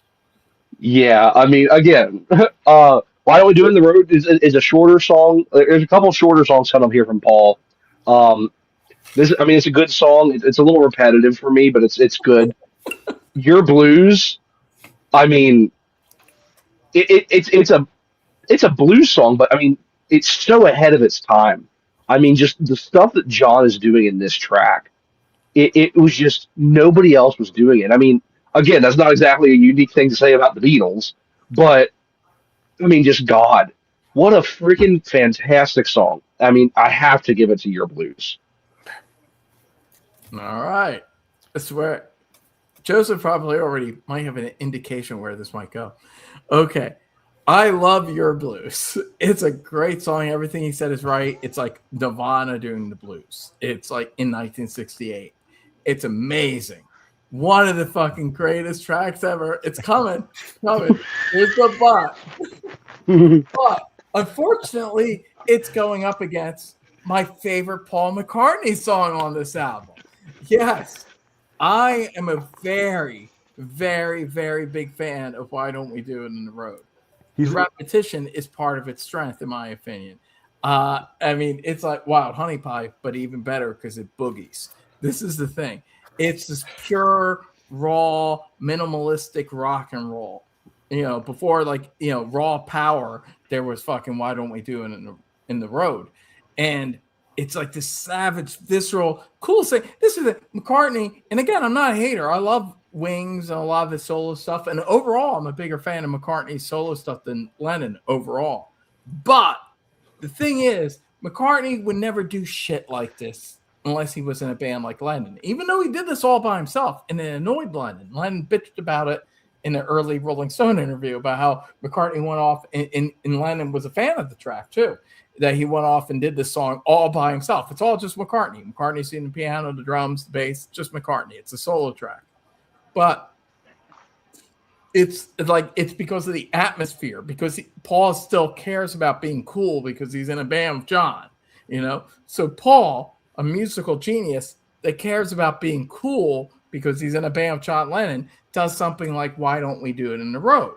Like, this is like a different level of, like, no one else, even the Rolling Stones wouldn't do something quite like this. This is very, you have to start looking at like filmmakers like Jean-Luc Godard and things like that to start thinking about the deconstruction of rock and roll, like to take rock and roll to its most primal idea of what rock and roll is, get to the heart of it, and just repeat this chorus again and again more savagely. And again, I'm a big fan of when Paul does that Screaming Jay Hawkins stuff. And it's so sexual and lecherous, and it's just awesome. And you want so much more of it, and then it ends, and that only adds to it. So it's, I would say it's probably maybe my like third or fourth favorite song on the album in general, and definitely my favorite McCartney song. So it definitely wins. And also, when I do karaoke, and I don't do karaoke often, but I always pick this song because it's really easy to remember the lyrics. And I get up there drunk, and I usually do this song. This is the one I do. It's awesome. I love it. I'll probably be the only one that picks it, but I love it. Why Don't We Do It in the Road? Good one. All right, Al, which way are you gonna go on this one? Yeah, Why Don't We Do It in the Road is a great. I love the song too, man. It's got this fucking sexual just thing to it. It's Paul just it seems so kind of un-Paul, but it's Paul doing it. It's cool, and I love Paul guy. And again, I consider myself more of a Paul guy than a John guy, but I don't know why. But when I was listening to this album, when I heard Your Blues again, I was like, it's just a down and dirty blues. I love when the Beatles get down and dirty and bluesy, and they just kind of show their dirtiness. That they can basically do what the Stones were doing, with the blues, and maybe even do it better. I don't know. Yeah, They do it better. They get a little dirtier anyway. Yeah, Yeah. even though, I consider myself. I mean, if we're doing the Stones Beatles thing, I've always been a bit more on the Stones side, but in these last couple of years, doing these shows with you guys, man, I've been discovering more like how genius the Beatles really are, because for the longest time I just kind of put them off. I like them, but I wasn't like gaga over them. Like I wasn't like, I gotta fucking have every album. I gotta have all this shit. Right. Now it's like, yeah, I'm really appreciating them a lot more as I get older, and realizing the genius band that they are, you know. So, but I do love it when they get down and dirty like this. So your blues is gonna be my pick. You know what? We really don't do that many Stones shows here. We should really start digging into that a little bit more because I do like them, just not as much as the Beatles. So I'm going with your blues. This was an easy pick for me. I don't like Why Don't We Do It on the Road at all. In fact, ever since I was in high school, I would skip it on Oh my CD wow! player. But now that it's on a vinyl, I would have to get up, move the arm over, and It's so short. Just let it run out. yeah, I just like, how many times are you going to say this? That's fine. You want to do it on the road. I prefer bedroom, but you're different. You're a rock star. But I'm going to go with your blues. I just, dude, that riff. It's just nasty, bro. It's awesome. All right, the next battle we are going with I Will against Everybody's Got Something to Hide except for me and my monkey. All right, Joe, which way are you going to go? Yeah, I'm not even going to beat around the bush on this one. I'm going with John all the way. I mean, this in the last couple of years has become one of my favorite songs on the White Album. I mean, just the a lot of songs on this album. John's kind of playing around with odd time signatures and kind of offbeat rhythms and really kind of like a syncopated feel. And this song is like one of the best uses of it, in my opinion, because the way that he constructs the song, it is purposely unsettling. Like you'll get this kind of weird, kind of like hiccup beat, and it's bum bum bum, and and then it kicks into something different, and then just when you start to get used to that, it kicks into something different, and I think it's genius. I think this song has some of John's best vocals ever. I think that he is screaming his ass off on this song, and it's amazing. And again, what do the lyrics mean? Who knows? John Lennon apparently did, but I just go with it. And it's just, I've really gotten to love this song a lot over the last couple of years, and it's become one of my favorite songs on the album. So I got to go with Everybody's Got Something to Hide. All right. All right, well, everything Joseph said is dead on. I loved what he had to say, and I agree with everything he said. There's no but here. This is a very easy one. I Will is a very lovely song. Maybe there is a but. I Will, lovely little song. It's the kind of song McCartney could just knock out like that. Even to this day, even as an old man, he could probably write a song like I Will. It's a lovely little song. And it works really nice before Julia. But up compared to this song, come on, there's not even a question. Of course it's Everybody's Got Something to Hide except for me and my monkey. What a great title. So gonzo, so wild, so loose. And like Joseph was saying, the song, there's so much going fucking on with the song. It's such a short, concise time period. And yet always keeps the groove, even though it does keep changing with the time. It's so rocking. It's very hard rocking. And very ahead of its time. This is another one that would be like Happiness is a Warm Gun and Sexy Sadie and a few other tracks. I feel like 90s alt rock in 1968. You know, very ahead of its time. It's an amazing song. I also agree with what Joseph said about John's vocals. Some of his best vocals. It's about the Maharishi, like a lot of the songs on this album. From what I gather, it's him kind of mockingly throwing back some of the mantras. And also, again, Monkey, singing about his heroin, at the time he was on heroin. So it's amazing. It's another great, this is John Lennon's peak as a songwriter, one of the greatest songwriters of the 20th century. And this is just another one of those great songs that he wrote during that period. And it fucking rocks. I love it. One of the best songs on the album, in my opinion. So they're easy win for the monkey. And the cat. The cat's tail. All right, Al, which way are you going? Just shush him off. Get out of here, cat. Well, he likes to sit right here on my lap, and it's fine if he's a cat, but this dude's like 22 pounds and he's huge. Fucking guy. All right, Al. What are you going with? I think on I Will, like, didn't Paul hum the bass line on that? He did. It's him actually humming the bass, and then they lowered it with the EQ. Yeah, That's it's kinda cool. impressive stuff. It's a really beautiful, masterful song. I just dig the monkey rock and roll more. Yeah.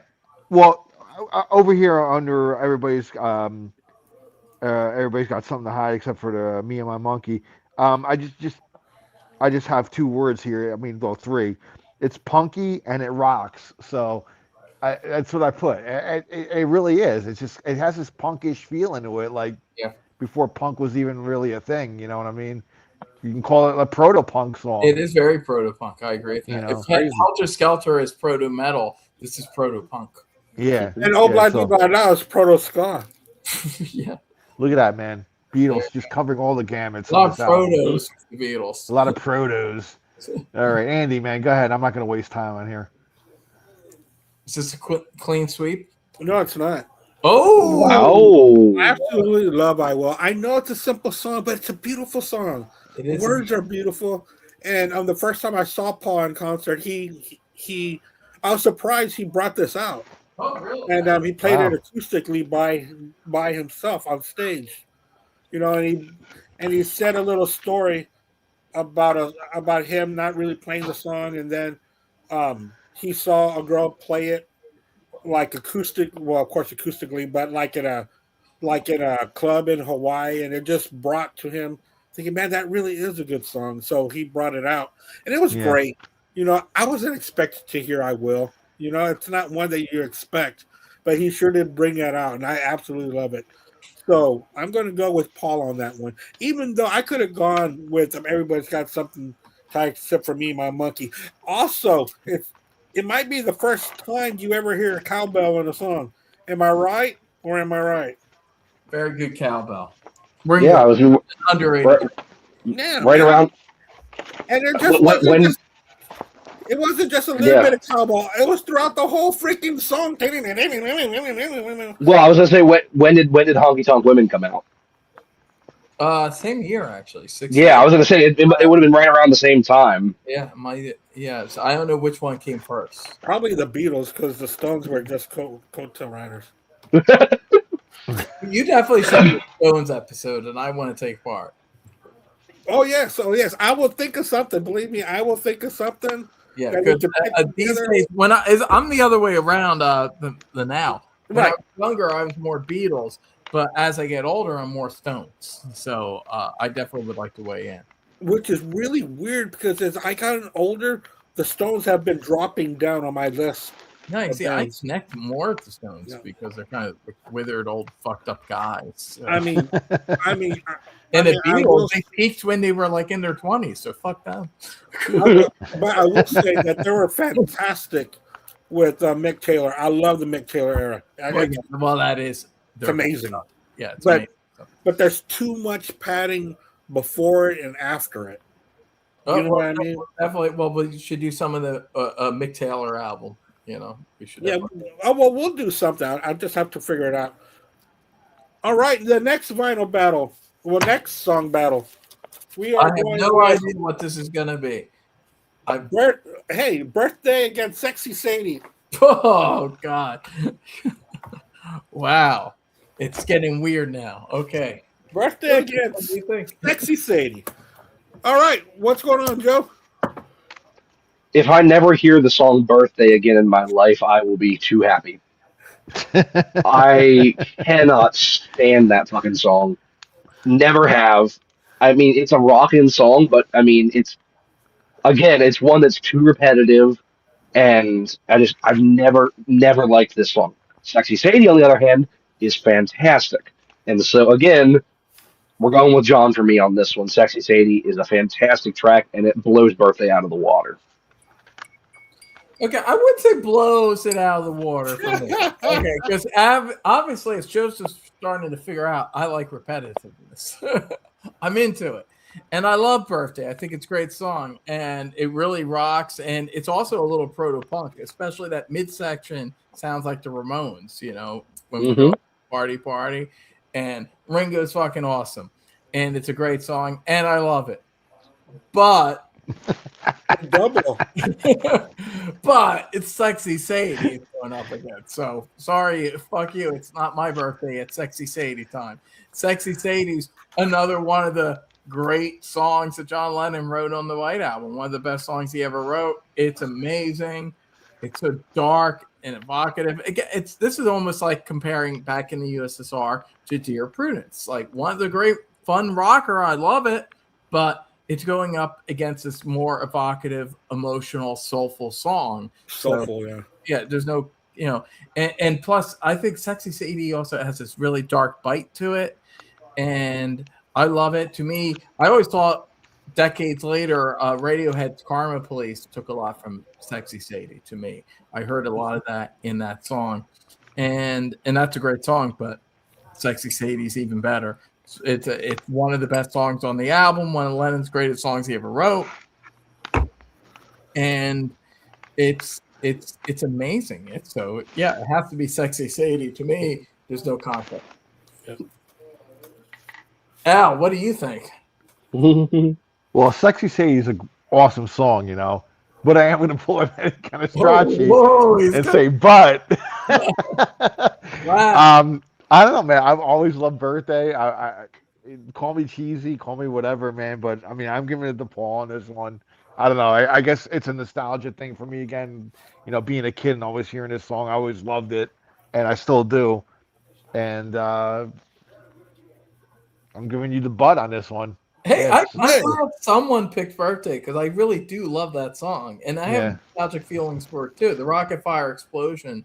Showbiz Pizza used to play it during birthdays. Yeah. And I love it. It's great, but I just, more of a Sexy Sadie guy. Yeah. I can see Joe respects me a little tiny bit less now, but I do. Yeah.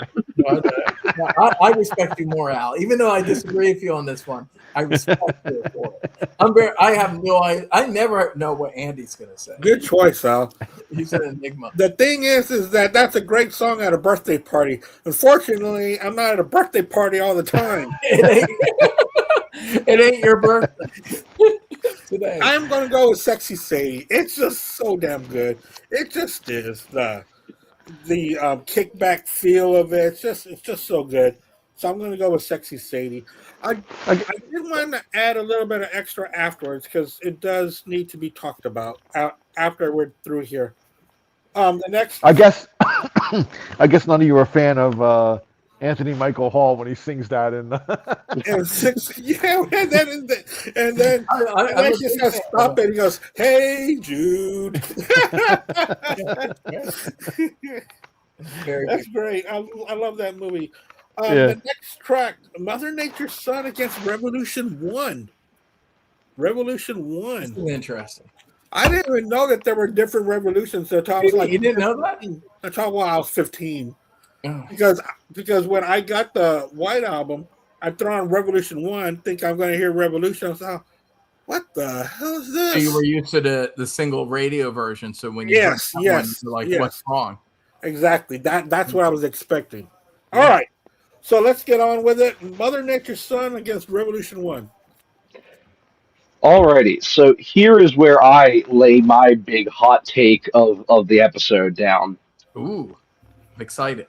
As much of a Beatles fan as I am, I have never gotten the appeal of hearing 500 different takes of the same song. I am not a fan of anthology. I am not a fan of all the deluxe editions with 15 different takes of each song. It's just never been something that's appealed to me. The song's the song, and I get there's different versions. Clearly, Revolution 1 is very different from Revolution. But when I grew up hearing Revolution, and I hear some slowed down, boring version of it, I don't give a shit. I truly do not give a shit. You know that was the first version, though. I know that's the first version, but when I grew up listening to what I know as Revolution, and I hear this other version of it, it's just, I don't care. That's your first version. Yes. I like that you just so I don't care about I don't. Like it's my thing is like, and then it's like I get the appeal of like a band like the Beatles that was around for such a short period of time. You want to be able to get your hands on everything they ever recorded. You want to be able to just like hear those four in the studio as much as you possibly can. To me, I never got that. I want to hear the albums. I want to hear pretty much the albums. I don't really care beyond that. I do like say watching the the documentary and like seeing them in the studio and hearing some different recordings of stuff. But that's in the setting of a documentary. I'm not just going to sit down and put a CD on that's just them doing the same song 5 times. That's just not something that I'm really that into. And so I got to give it to Mother Nature's Son here, just because Revolution One has just never really interested me. You know, Abbey Road has some really great on their the Super Deluxe on there. It's Mm-hmm. amazing, dude. It just then and it's so loose in the studio. It's just amazing how that was their last album because they you sensed that they still loved and cared for each other, Mm-hmm. but it was still the last album that they recorded. But dude, it was so much fun to hear them doing that album. Abbey That Road. one, that one, Abbey Road. Um, it's probably it's probably my favorite Beatles studio album. I go back and forth between that one and Rubber Soul, but um, I you know, to me, Abbey Road is that's perfect for me, man. You know. Mother Nature's Son, right? Yeah. Yep. No. It's interesting. Revolution One. Yeah. Um, I I have mixed feelings about that choice on the album, and I listen. I get it. I like hearing kind of a different version. It's fine. I'm not as against alternate versions as Joseph is. That being said, the single version is a lot better. John didn't think that. He was very disappointed when the other three Beatles were like, "This first version's not that great," but you know, this is why it's good to be in a group of people that have other opinions because the other three guys are right. And they forced John to do it again. It was more rocking and it was more awesome. And that single version is superior, in my opinion. That I think most people think that, you know, it's rocks. It's fucking pounding. It's great. That being said, still not one of my favorite Beatles songs. Even though I like that single version much better than this version, and I obviously if the second side of the second record kicked off with the electric version of Revolution, it would really work well, and I would really like it. But even in that scenario, I would go with Paul's Little Gay Folk Song because I love. You love gay music. You love Paul's Little Gay Folk Song. Yeah, and I mean that very positively, obviously. I love it. It's beautiful. It's I mean, again, it's all about where songs are being, you know, like if Blackbird was against Revolution One, Blackbird would have owned Revolution One. Hell, Rocky Raccoon would have owned it. There's several songs that I would have put ahead of it. This is my second least favorite Lennon song. Unless we're counting like Good Night as a Lennon song because he wrote it, in which case this would be like my third least favorite, and I'm counting Revolution 9 in that. So there you go. So think about that. But anyway, but I love Mother Nature's Son. I just think it's like a really beautiful, wistful song, and it's one of those things, a little almost like a variation of a Fool in the Hill. It doesn't quite have the darkness as Fool in the Hill has during the choruses, but there's something about it where it doesn't feel overly saccharine, overly sweet, even though in theory it's this nice little, you know, pastoral folky song about how he likes nature, you know, but there's just something about the subtle orchestration behind it and the mood, and there's just a wistfulness and kind of an undercurrent of melancholia to it that I find very evocative and beautiful. And so, yeah, this is a lot better than John's sing-songy little hippy-dippy song about what's going on in the world right now. You know, so that's the thing too. Is Revolution's very dated, and I appreciate that as someone who's very interested in that time period. I am interested in Lennon's views and I even his complex politics at the time, and they become less complicated about a year or two later. But in '68, they were still fairly moderate and complicated, and I appreciate that. But still, a song is a song, and I just love McCartney's little beautiful, bittersweet little folk song so much more. So that definitely wins for me. Yep. All right, Al, which way are you going to go? Well, I guess I'm going to be that guy again. Oh, that guy. Even though I do like the single version of Revolution better. I just think of this one as kind of the stoner rock version of it. You It know, is where very it's stoner, yeah. it's very stoner, and I love stoner rock, so it fits perfectly for my mood. You know what I mean? So, Mother Nature's Son, great song though. It's a great little gay fall song. But yeah, give me Revolution one all day, every day. So I'm down with that. Wow, I love the song. I mean obviously the single version was the one that I heard first when I was a kid. You know You what's the know, best version is actually? I think is that live version they did, where it's electric, but they do the Shuba Dubas. yeah. You Oh know, yeah, they do at the Shuba Dubas. where they did Hey Jude. They actually performed it live once. Yeah, And they perform it live, and it's almost like a mashup of the two versions. They're doing the electric version, but Paul and George are doing the Shuba Dubas like in the one on the The album. slow version, yeah. is that on one of the anthologies? 3? But maybe they have it. I don't know if they have I that think they might. version. It's I gotta available on YouTube if you want to see it. And yeah, I kind of think that's the best version. Actually, I kind of like the mashup. The mix. I like the electric version, but with the Shuba Dubas. Hmm. You know, is really cool. That might pushed it over the edge. Maybe if that version was on this, I might have put it over Mother Nature's Son. Yeah. Maybe that's what it takes. Maybe that's what it takes to really win over Edwin. Electric guitars, loud drums, And Shuba Dubas. all at Yeah. the same fucking time. All right, man. So yeah, my pick is Revolution. Yeah, I never thought of that as being a Doom track, but I can hear that too. That I can hear that. But Mother Nature's Son for me, I absolutely love that song. And when I hear Revolution 1, it doesn't make me want to start a revolution at all. It's But what's the kind of single not. track If you listen to the lyrics, it's kind of telling you not to have a It's revolution. probably not to. Yeah. Telling you to go home and start a barbershop quartet is what it's telling you to do. Go home and smoke a joint and just chill out for a little bit, man. All right, guys. The next one. Ooh, wow! I wonder how this is going to end up. I can't even get it out. Helter Skelter against Cry Baby Cry. Ooh, that's actually tough. I think. Okay, I don't let's see think what it's this that is. tough, but It's tough for me anyway. cry, baby, cry. Make your mother sigh.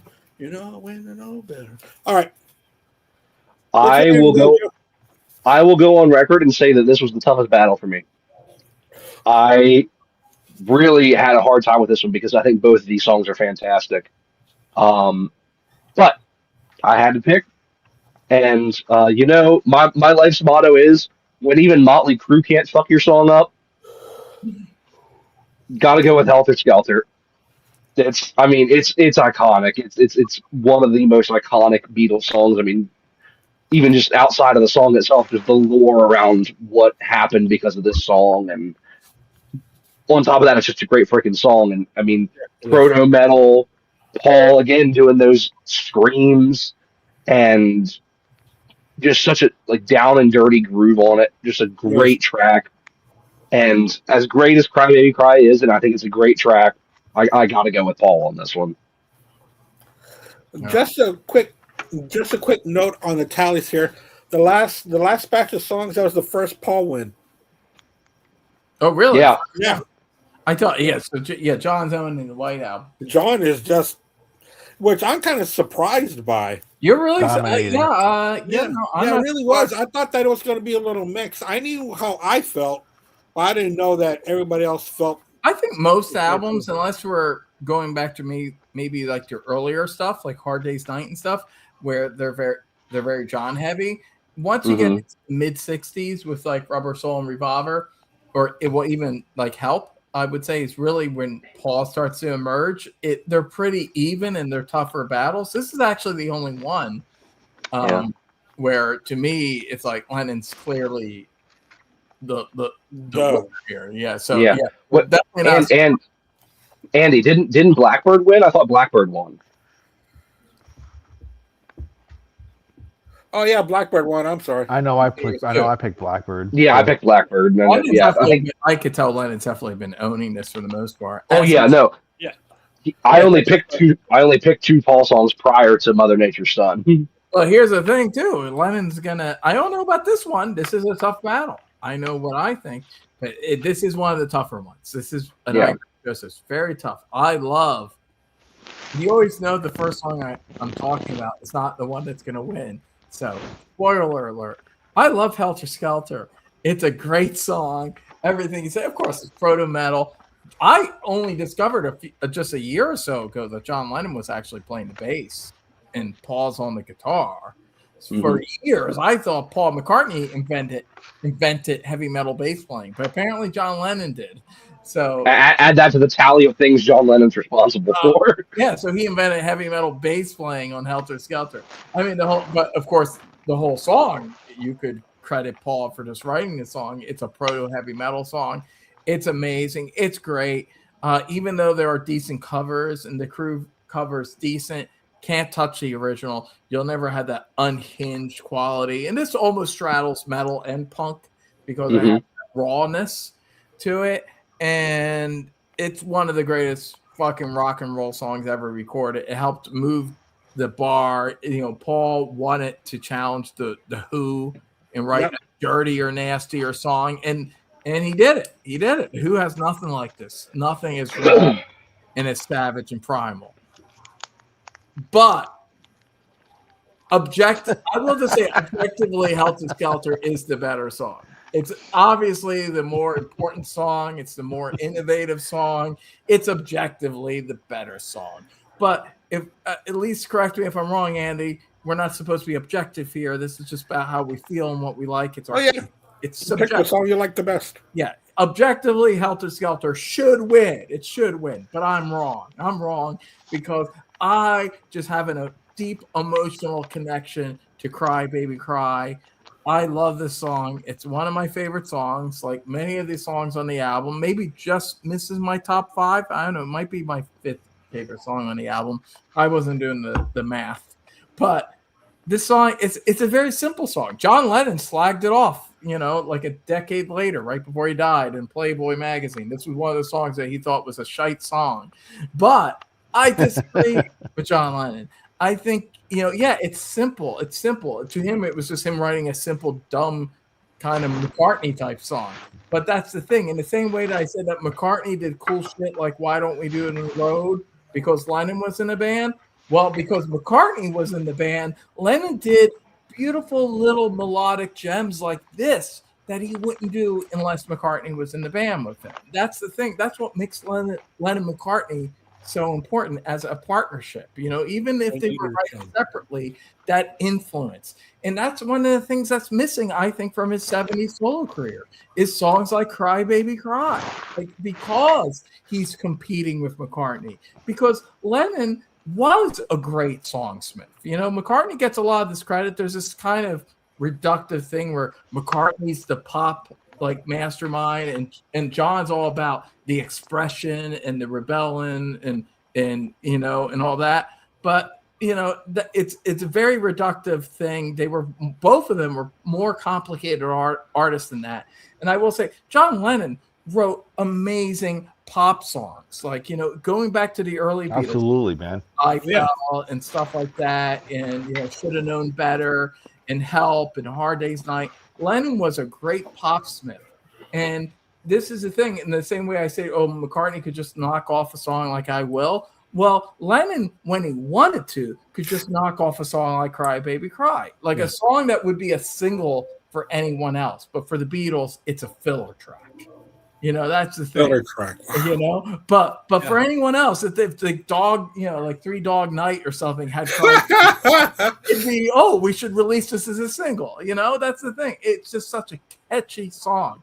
That chorus is infectious, but it has a darkness in the verses, and it's just a majestic, beautiful song. Plus, I have a memory of I want to across from the Dakota, where the whole Imagine thing is in Central Park. Right. Mm-hmm. There was a John Lennon vigil, and I went there one celebration. It was during the anniversary of Lennon's death. I went there when I was a young man in my early 20s with a guitar and some friends, and we hang there all night long.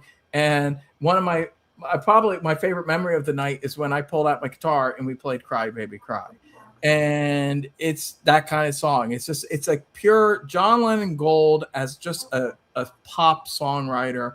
I love the song. So even though I recognize Helter Skelter as the better song, I don't care. I'm going with Cry Baby Cry. I love that song. It's a very good song. Yeah. And it's so odd that it's buried on the second album of a double album. Yeah. Others, it would be front and center. Theirs is buried on side 4. I see it as the conclusion in terms of the songs. Like, that's the thing. And I've said this before, where Paul's little cool coda that he throws in at the end, the I'm going to take you back, that bit at the end, which fades out. I feel that's designed, that Cry Baby Cry is essentially the finale of the album from a song standpoint. And then it goes into another area of Revolution 9. So that's how I always saw it. So I kind of saw Cry Baby Cry as a subtle, catchy, melodic way to, but with a hint of darkness that wraps up the White Album before it moves into a more conceptual and challenging area. That's how I always viewed it too. So even that adds to it, because it gives it some power, because Cry Baby Cry is, in a sense, a kind of last song. It's like the last song before what happens afterwards, if you know what I mean. Yeah. I know. All right. Al, which way are you going to go on this? I'll keep it short and sweet, man. I Helter Skelter. I mean, it's just, come on. As much as Edwin waxed poetic, I'm Cry Baby Cry. You're not wrong. Yeah, Helter Skelter. That's always been one of my favorite songs by them. Paul just he just shows, man, like how down and dirty and how fucking proto metal he could get, and punk, same thing. So, Helter Skelter, man. Yeah, and I agree with Edwin. Nothing tops the original to this day. Definitely. And I think I discovered the Crew version first. Oh, I know I did. I did. Yeah. So I didn't really know the Beatles version. When I was growing up in the 80s, as a teenager, getting into middle school and high school, there was like the kind of like, I don't know, I didn't really know anybody my age like listening to the Beatles. Nobody was really listening to the Beatles when I was in high school. It wasn't like, hey man, fucking here's the White Album. Nobody was like, I didn't see anybody with any of their albums. I mean, for me, in my collection, I had the Red and the Blue compilations, and I had Magical Mystery Tour. And I got them because I told a story before that my dad had owned an apartment building, and one of the guys that rented abandoned the apartment and left everything behind. So I inherited those albums, when I was a kid. So that's really my first kind of Beatles albums were those 3, That makes sense. Yeah, I think it was a little different. I was a teenager in the 90s. So well, the Beatles had this resurgence. They had a resurgence. So because to me, the Beatles were, and from my perspective in New Jersey, and when I went to school, the Beatles were kind of like deemed kind of uncool a little bit in the 80s. I can see that. That kind of makes sense, actually. When like hair metal and all this, even though like these hair metal bands they cite the Beatles as huge influences. But the people that listened to them were but us as kids growing up, Yeah, I was like, It's like always comes every like 20 years or something, and the Beatles Yeah. are just a little too removed. yeah, but it seems like in the '90s, as the '90s changed, it seemed like the Beatles were like the band again. Like they were, kind of pretty cool. Like to like them and Yeah, I mean, it was like that. in general, like it, a lot of 60s stuff got in vogue again. When I was in like junior high and high school, like the Doors, Hendrix, the Beatles, that was all kind of like hip again. Yeah, And, yeah. so that's like how I entered into them. Because of that, I did hear the Beatles Helter Skelter first. It was actually kind of the other way around, where like some of the 80s metal stuff was not considered as cool. But then but then years later, I would go back and discover some of that stuff. Yeah. Yeah, like well, I don't. I was gonna say I don't think you can discount the importance of the catalog coming out on CD. I think that had a that huge was part like to the do late with it. 80s. Yeah. Yeah, That's when they when '87. yeah when they got the contract to put it all out on CD, and I think I that's a think that was a huge. rediscovery. It was a Yeah, rediscovery of the Beatles. Yeah. Yep. yeah. Yeah. And the anthology was huge when it came out in Oh, in the '94. I '90s, mean, yeah, that it was was a And that, big. I think that was another thing that really I was already kind of into them before the Yeah. anthology, but Mhm. obviously for that was like the final thing to really push them over to the next generation. Yeah. Yeah. Yeah. When I was in high school, I was consumed by the Beatles. I was think just- it also helped that fan. it was like the Breeders covered like "Happiness Is Warm Gone" and like Kurt Cobain was like obviously channeling John Lennon, and there was like there was enough reflection that people would go back to listen to the influence, Yeah. and like I did, as a young person that was into like Kurt Cobain and stuff. I obviously was interested in going back and listening to John Lennon, and so whereas in the '80s. Not so much. Even though like Motley Crue covered the Beatles, they weren't like a primary influence. They were more into like the Raspberries and Aerosmith, and like you know what I mean. So I think you needed like kind of that next generation that went back to them a little bit more too. Yeah, and it always happens. There's always a resurgence somehow, somewhere. And when the first thing that I got deep into the Beatles was my uncle gave me Revolver for my birthday, and it just I mean I had their greatest hits already. I was telling him about it, and then he got me Revolver with a T-shirt and everything. I just fell in love with the Beatles, and I hung around with guys in high school that were big Beatle fans, so we would really talk a lot about them. One of my friend's older brother, he opened up a record store in Corpus Christi. I forgot the name of it. I was just talking to him a few months ago, and I remember when I went over there to go look at albums, I felt bad because I didn't know what to buy, but I went ahead and I bought. In fact, I still have the same copies. I bought Magical Mystery Tour on vinyl and Abbey Road on vinyl. And I was still in high school when I bought them. And dude, I just loved Magical Mystery Tour. And just everything from there just went on to. I mean, the Beatles were my step into everything. So Well, and I love Mystery Tour. As a lot of people know, I like it better than Sergeant Pepper. So It's one of my favorites too. yeah. I absolutely love it. And I remember being a kid and thinking, "Oh no way, are the Beatles better than the Monkees?" Because I was watching the Monkees on Nickelodeon, and that was my thing to watch at Nick at Night when I was in elementary. Yeah. And then Monkeys have some good stuff, but they're no but Beatles. come on, come on. But they're no Beatles, obviously. There are no Beatles. Well, I think it's so fascinating that the Beatles really more than almost any other artist, every 10 or so years, something happens and they have a massive comeback. Because, I mean, in the 70s, right when Beatlemania, and they had broken up and everything was kind of fading off, you get the Red and the Blue albums. Yep. In the 80s, late 80s, you get the CDs, and that was Past Masters came out that same time. All that was happening. Late 90s, you get Anthology. Mid to late 2000s, you got right in a row. You got Rock Love, Band. You got Rock one. Band. Yeah. You get Love, One, Rock Band, the stereo reissues, and them going on streaming for the first time, all within like a 3-year period. And so all that just blew them up. That was when I really got into the Beatles. Was when all that was kind of happening. And then in the late 2010s, early 2020s, you had the Disney Plus documentary, you had Now and Then, and you had all of the box sets coming out. And so really every 10 or so years, the Beatles just have this like massively blow up again, and they all end up on Yeah. the top of the charts again, Yeah. and sell another couple 100 million albums. And they do it And right. They just they do. do. Even though there always are, because there's not a radio station on the planet that doesn't play at least one Beatles song a day. Like Right. it is what it is.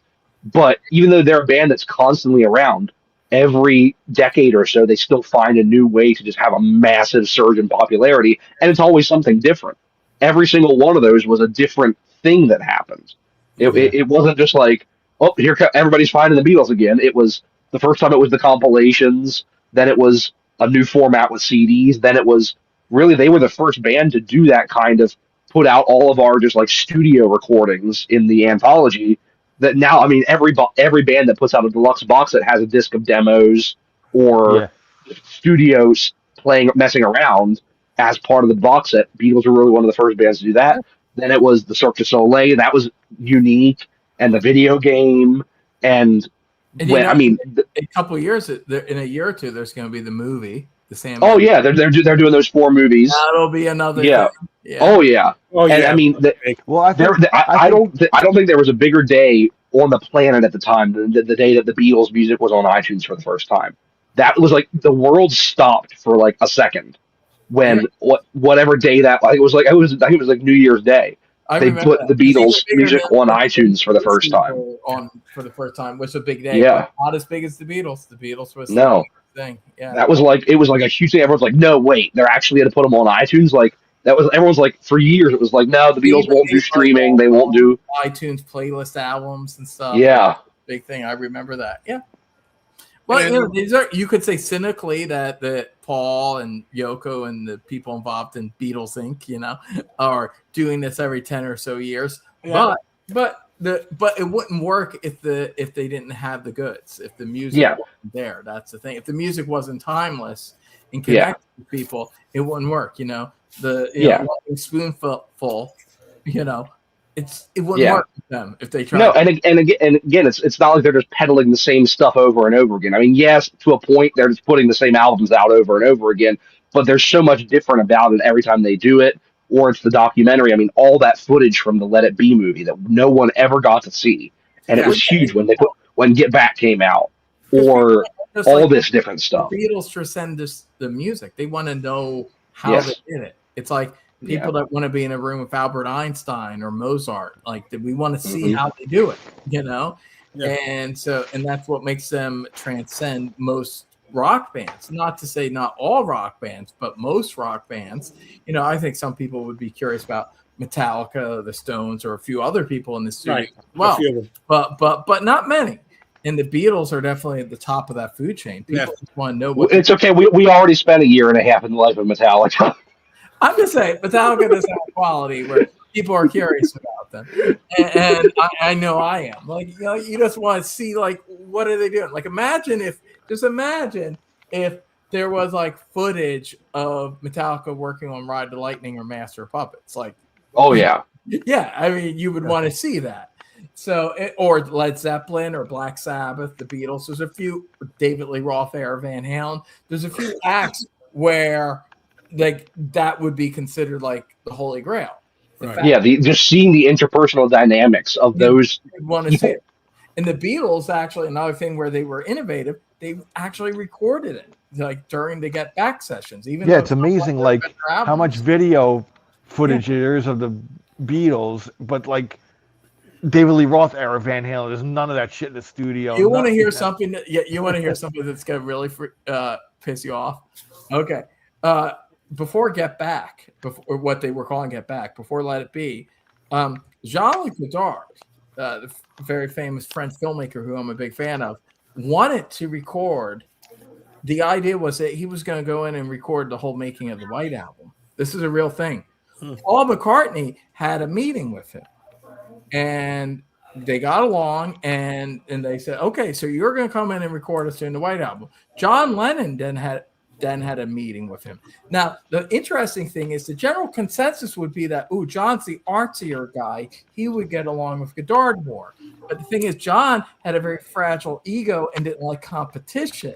And I feel Jean-Luc Godard made him feel not as like he wasn't the smartest guy in the room all of a sudden. Paul didn't care about that because Paul, especially with John, like Paul was working on a different thing. He was more of a craftsman. He didn't care if he was the smartest guy in the room. He just cared if he was the guy that played all the instruments right and knew how things sounded. You know, it was a little bit different, more of a tech kind of guy. Whereas John Lennon was more of a artist and egotist. So when Jean-Louis Godard, he had this meeting, John left the meeting with a bad vibe and he nixed it. He said, nah, I don't want this happening. I don't want us being recorded.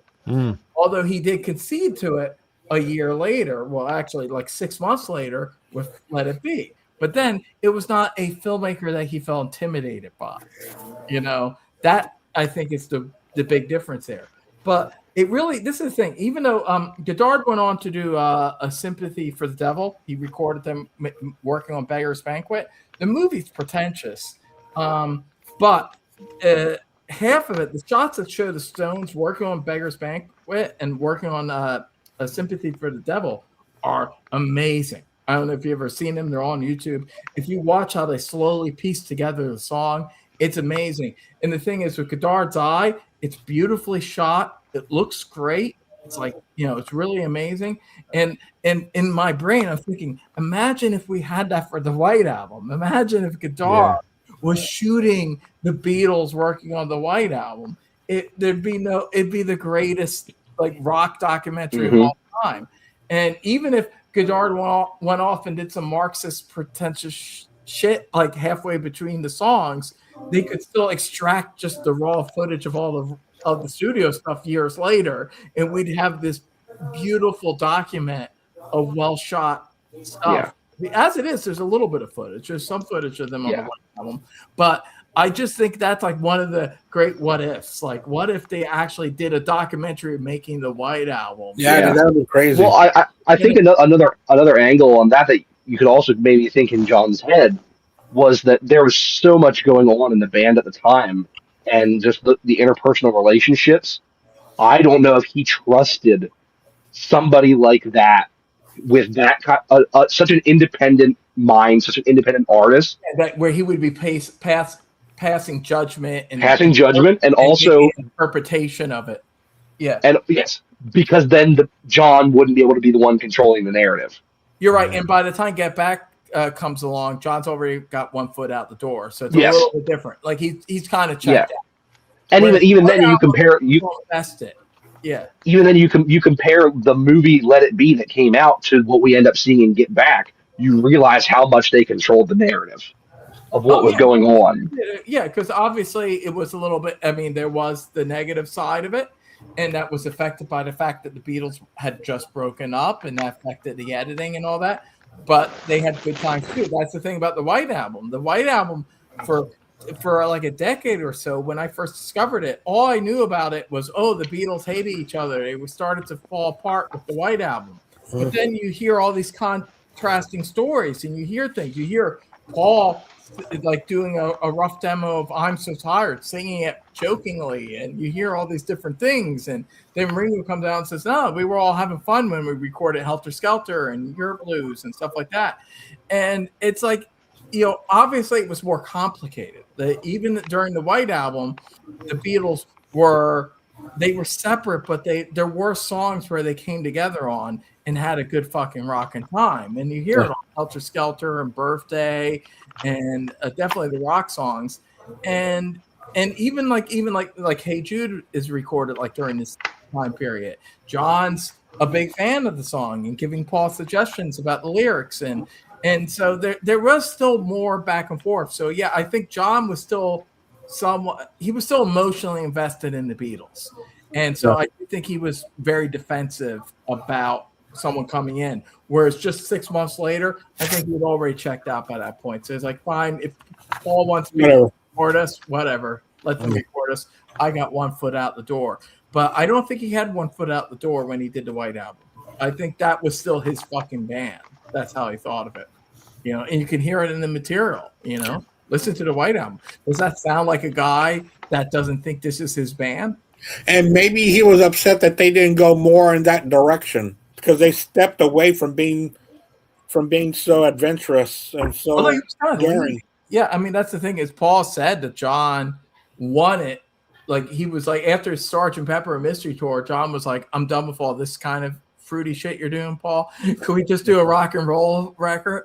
And so if anything, it was a concession from Paul. I mean, he threw in his little honey pies and Martha, my dears. But for the most part, Paul was conceding to John, and letting him do a record. And then Abbey Road, it was a compromise. It was a split. It was like one side's just songs, just rock and roll songs. Second side's do your fucking shit, McCartney. And that's what it is. But even then, though, that's after they already knew they were breaking up. That was like a final. Like if we're gonna end this, we'll end this on a nice note and compromise, which is the thing. And I will just say this is another thing that makes the Beatles so amazing. And even the White Album, like the White Album is enhanced by the fact that we know Abbey Road's coming. Like even I am personally a bigger fan of the White Album, although I think most people like Al probably would say Abbey Road's their favorite album, like Joseph as well. I know my nephew likes Abbey Road most. A lot of people, I would say that's the most popular Beatles album. Maybe Rubber Soul's like the second most popular, I would say. I know Sgt. Pepper sold the second most, but I think that's just because so many people bought it in the 60s. Not to say that people don't still like it, but I don't know too many people that's their favorite Beatles album. So I really think that's largely because of how popular it was back then. I would say just talking to regular people, it's Abbey Road and then maybe Rubber Soul. And then I'd say the White Album. White Album's up there. It's my personal favorite, but I would say it's probably third or fourth for most people. Revolver is also very high, I would say as well. And which is my second favorite. But what I'm saying is the White Album, like it's great. We know we're heading to Abbey Road, and that's the thing. If Let It Be was the ending of the Beatles, it would have been very depressing.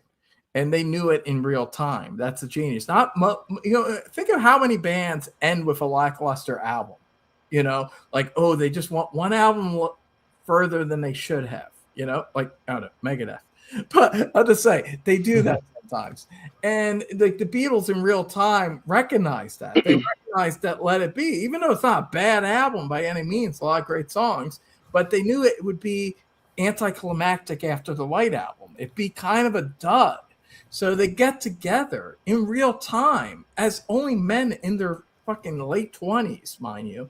And they figure out, we got to put this all together so we can end this. As John Lennon said, something slick to preserve the myth. We got to put something together that lets people know, yeah, we were the fucking best band of all time.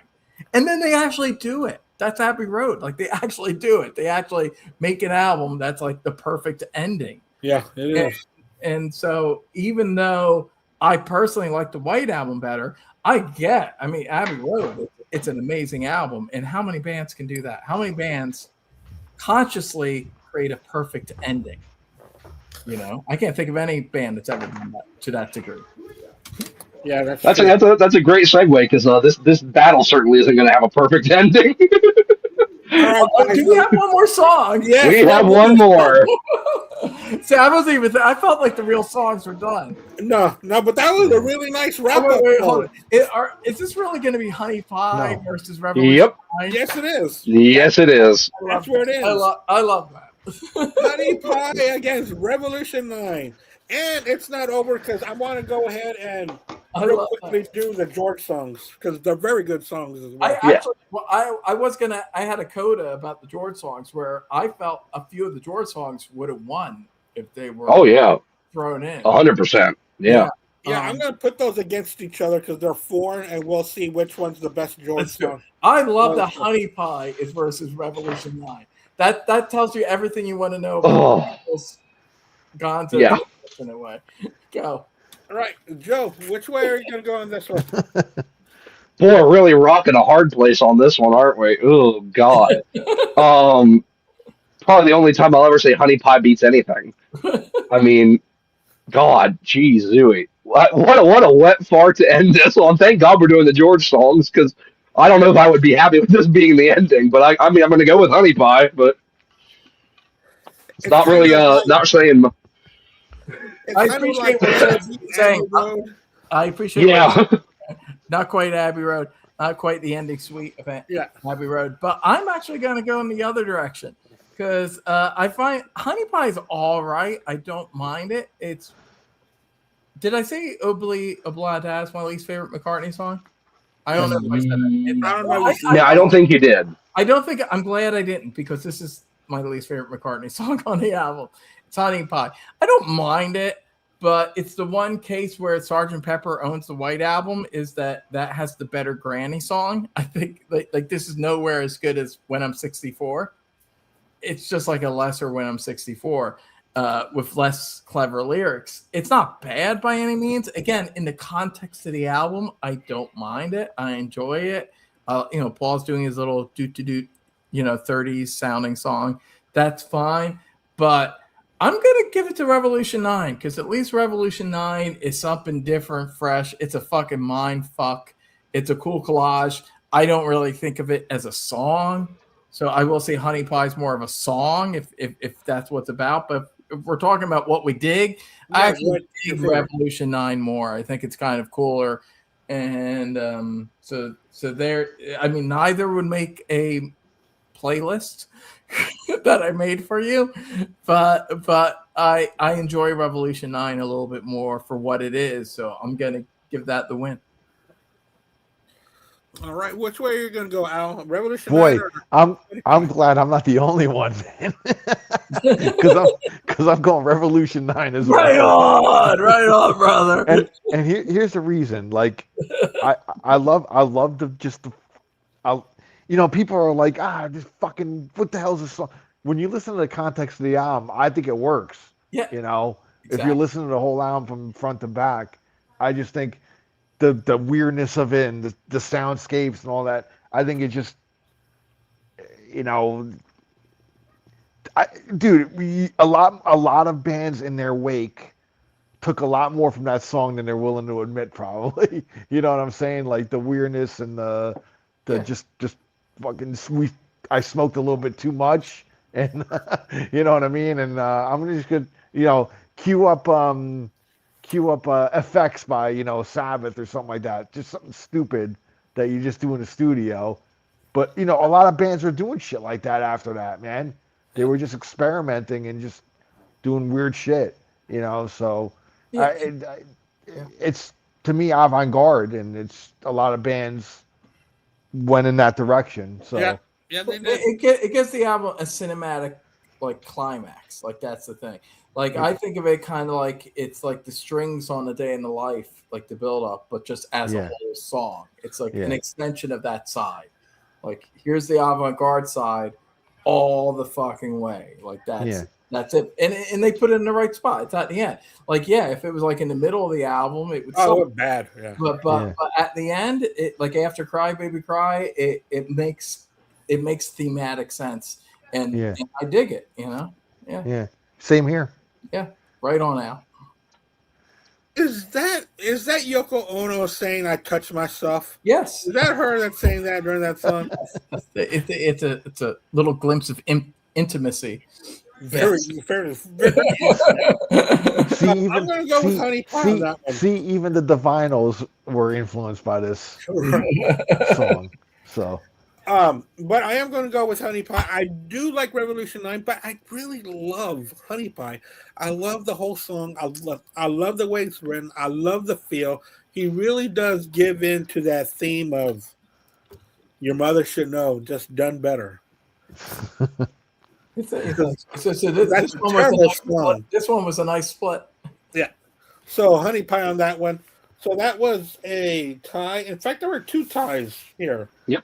I think that was a tie, and the Obladi Blada and Glass Onion were a tie. But we're not done, folks. We're going to go ahead and talk about very briefly about George songs. So While My Guitar Gently Weeps against Piggies. Joe. Yeah, not even close.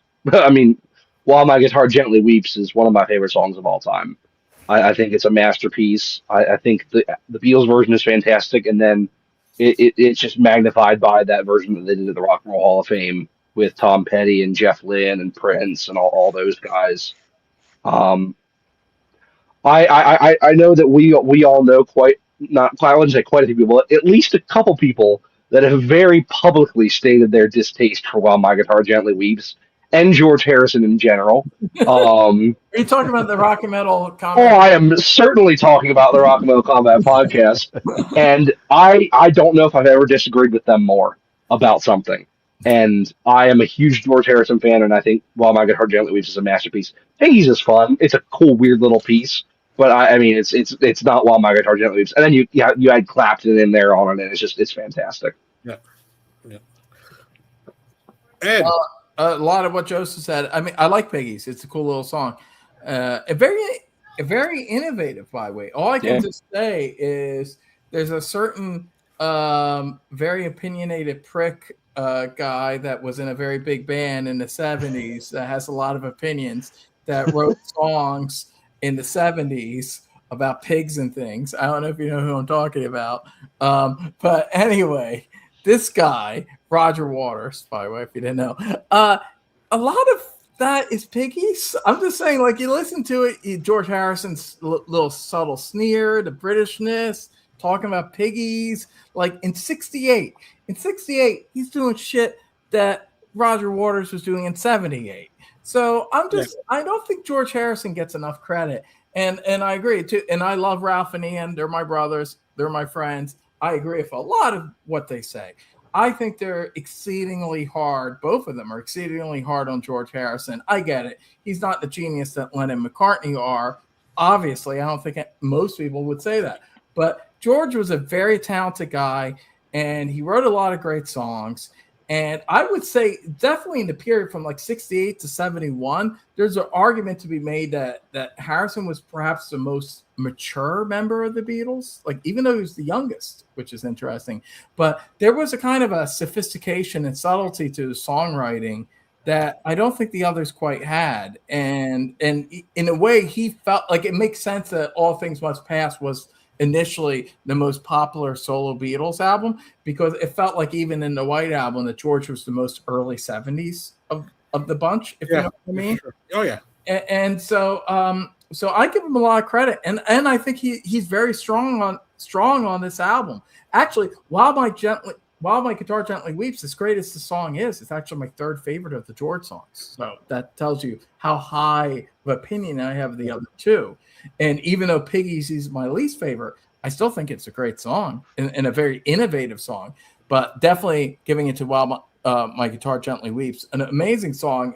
But my favorite part is the Paul McCartney bass line. I love that bass line. The do do do do do do do, and Paul's backing vocals. That's the thing. This band, the fucking Beatles, when they're working together, you know, Paul could enhance a George song to make it even better than it would have been if it was a solo song in the 70s.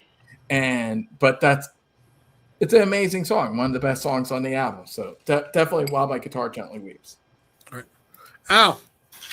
Yeah, While My Guitar Gently Weeps takes on this one as well. Yeah, and I'm a huge George fan as well. I mean, on Abbey, I mean, Here Comes the Sun is like one of my favorite Beatles songs, probably in my top 5. You know, I know I'm a little more like, you know, probably a bit more of a hits guy when it comes to Beatles, but you know, I'm not immersed in the Beatles like a lot of you guys are. You know what I mean? Like, they're not a band that I listen to every day or like once a week or whatever, you know. But George was very talented, you know, and I mean, look at All Things Must Pass, man. You know, that's such a great album, man. It's like all of a sudden, like he had all this material, like, yeah, I could finally fucking put this shit out.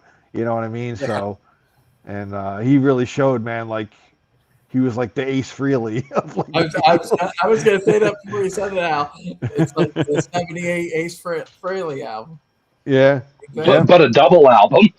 Double album. Oh, I thought if Ace had a double album in '78, it would have been great.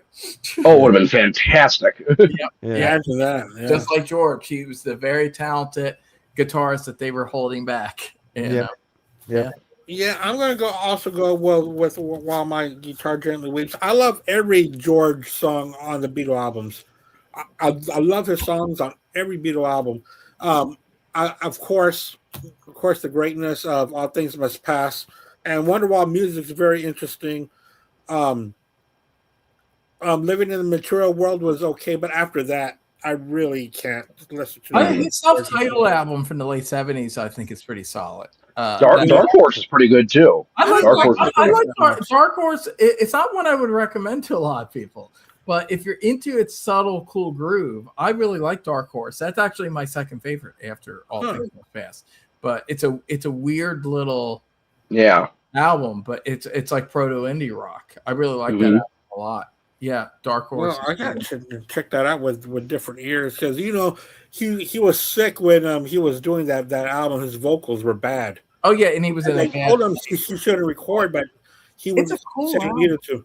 It's got a cool vibe to it. I mean, I dig it. So I agree. I like that, and I like the self-titled. It's pretty much like after that, it's like nothing good. Yeah. But not bad stuff. But the White Album again, this is like almost like what it is to John. It's like this is a good period for George. It really is. Like he only has 4 songs, but they're really good songs. We are about to talk about one of my favorite songs of the White Album, Long, Long, Long.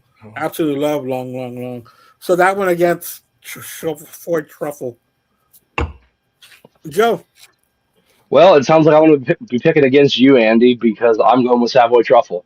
I love another one. The groove on it is just so good, and it's very different from what you would think of a George song. It's not necessarily what you would expect from a George song, but I think it's so unique and it jams, and it's just such a great grooving tune. I have to give it to that one, even though I agree. I love all 4 of the George songs on this album, and I do love Long, Long, Long. But in this particular battle, I got to give it to Savoy Truffle.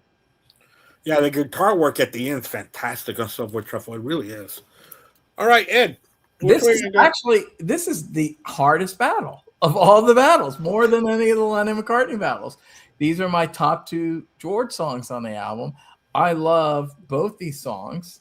In fact, Savoy Truffle, and I know that's spoiler, Joseph, but Savoy Truffle is.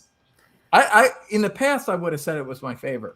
It's the first song I played after George Harrison died, and it's a very meaningful song to me. It was a song my father really liked actually, and so I connected with him, and I always loved it. And like Joseph was saying, very unique for him, very different, funky, a little different. Something you would expect more from Paul, but. But George is doing it, and he's doing it great. And it's a great song.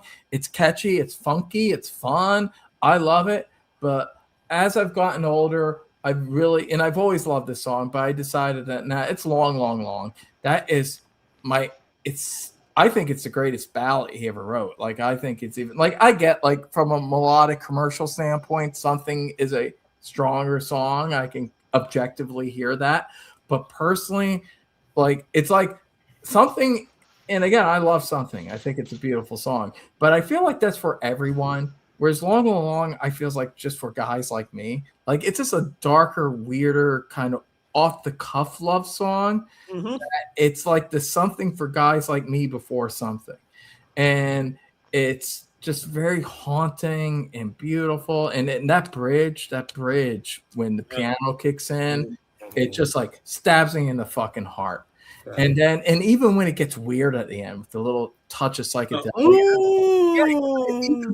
that's the thing that Something wouldn't do. Like that, like it's an amazing song. It's in fact, I would say it's my 3rd favorite song on the White Album. I would only put I'm So Tired and Dear Prudence ahead of it. Long, Long, Long, and it's my favorite George Harrison song. Although Beware of Darkness comes pretty close. I'm a big fan of Beware of Darkness. That's probably a very close second favorite George Harrison song. But Long, Long, Long, I would say is my favorite George Harrison song. So it's the White Album. It's my favorite Beatles album. So no surprise, it has my favorite John Lennon and my favorite George Harrison songs. Interestingly enough, not my favorite McCartney songs, which is odd because I'm such a big McCartney fan. But the songs are all great. But I don't know, John and George, something about India or whatever, like they were just really in the fucking pocket here. And so both of these songs are amazing. I love them. Both of these songs would be in my top 10 for the album. Wow. But Long, Long, Long is the winner. I love that song. All right. Al, Long, Long, Long or Savoy Truffle? Both fantastic songs. I think Long, Long, Long edges it out just by a hair for me. I mean, Edwin hit all the points that needs to be said about it. It's just it's got that haunting quality to it, but it's it just shows George's genius, man. The guy was just firing on all cylinders at this point. You know what I mean? And he's really needed to be unleashed. You know what I mean? So I think going to the whole India thing and expanding his mind and his instrumental, he was very, very, very talented, man. Yeah. But working within the Beatles too, like when him and Paul collaborated, and I think to me it seemed like him and Paul were like close with each other. Yeah, that's the interesting thing. From a personality standpoint, he seemed to favor John, but if you actually look at who he recorded more with, especially during the White Album, John does not John does not play on any of the 4 George tracks. Yeah. But Paul does. Yeah. That's the thing. Paul was always the guy that would come in and help you embellish your song. Help you do things. John was an egotist and couldn't be bothered. If it wasn't one of his songs, sometimes he would come in and work with Paul because that was like the power dynamic. It was like a pitiful thing. Like, I have to come in and work with Paul sometimes. He's the lead. He's the. I can't let him do everything by himself. Exactly. He's got to put his fingerprint. Exactly. There's a political mover. I want to be somewhat involved with all stuff. George, fuck that guy. He's just some kid that plays the guitar. That's kind of was his attitude, which is sad, but at the same time, it sounded like George. George was just fucking Paul and Ringo was enough. He didn't really need John. That's the thing. Yeah. So it was still great stuff. But it's an interesting dynamic, especially when you think about like 2 years later, George would be playing with John on like How Do You Sleep? Yeah. And I was just like, I understand that Paul was a bit of a bitch to work with, but when you really look at it, George, who was the guy helping you out more? The most was Paul. 60s. It wasn't John. It was Paul. Paul was the guy helping you out. So, they're all young men, and I mean, this was them in their 20s. It's crazy. Yeah, I know. When you think about that, they're just in their late 20s. Yeah, just in their late 20s. I'm gonna go with Long, Long, Long over Savoy Truffle. In fact, I'll go as far as saying I like Long, Long, Long. No, I can't say that. No. Well, what were you gonna say? Better than While My Guitar Gently Weeps, but I can't say that. Well, I can say that. They're very close. I have said that. Because I do love Long, Long, Long. That is a song that when I first got the album and when I was in high school, that was a song that was on repeat. Just hear over and over. Also, the dynamics, it's so soft. Out of nowhere, It's so loud in the midsection, but it's soft. The production's amazing on that song. And it pops out of nowhere. It really does. It comes on after Helter Skelter. It's perfect, too. That's the scene. Yeah. I mean, dude, it just starts so quietly. It just so quietly. Amazing. So great. Yep. All right, guys. That seems to be our show today. Thank you so much, Joe. Thank you so much, Edwin. Edwin, what's going on with you on your channel? But I just recorded a new video last night, so I have recorded. So I have to edit it, so that might take a week or two. But the new video is actually it's a movie related one. It's actually about 2 Steve McQueen movies from 1968. But I thought it was interesting because I had already decided to do this video when you asked me to do this one, and this is a 1968 album. And so it's a review. I'm talking about 2 of my favorite Steve McQueen movies, Thomas Crown Affair and Bullet, which I'm a big fan of. And I want to talk about those movies. It's probably going to only get like 100, 200 views. Joseph's definitely going to watch it, though. So that's good. So I really get it. You're going to love the stuff I say about Bullet. I wax poetic about Bullet for about 30 minutes. So you're going to dig it, Joseph. Joseph's all Bullet's a great movie, man. It's amazing. They're both fantastic movies. Yeah. They're both fantastic. But yeah, I actually, when I was younger, it was Thomas Crown Affair. Now I think it's Bullet's even better. But anyway, so I go off. That's my video. I got edited all together though. But I did it. But I referenced the White Album. I talk about the White Album in it because I talk about kind of how I feel Thomas Crown is kind of like bringing the 67 kind of energy, whereas Bullet's more like a 68 White Album thing where it's a little edgier, more minimalistic. And so I get into that. So I'll say that for the video. But so it was very interesting when you just happened to line up perfectly with this.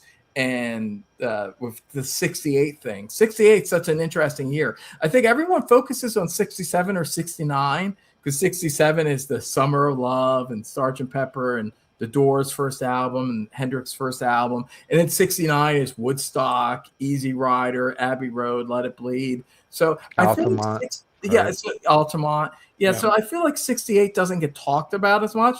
But when you look at it, 68 is kind of the coolest of the 3 decades. Like, of the 3 years. Like 68 is like really where shit's really getting real, and we kind of got a collision of 67 and 69. Oh yeah, in one year. And so I'm a very big 68 fan. I love 1968. And great those albums of 68. Yeah, you got Bear's Banquet and the White Album, and Miles was doing a lot of cool shit. And And the movies were really cool. Bullet and fucking Thomas Crown Affair. Well, 68 was such a raw year because, I mean, you had the Summer of Love is kind of starting to bleed out a little bit. Everyone's kind of realizing maybe it's not all as sunshine and roses, and you have, especially a lot in Europe. There's a lot of protests going on in Europe, France especially. France has a ton of stuff going on in 68 with a lot of kind of counterculture going on in France and starting to bleed out into other countries. But in America, we didn't quite experience it the same way. We were still on the kind of hangover from 67, getting ready for 69. And I think and I think 68 is such an underrated year of that period.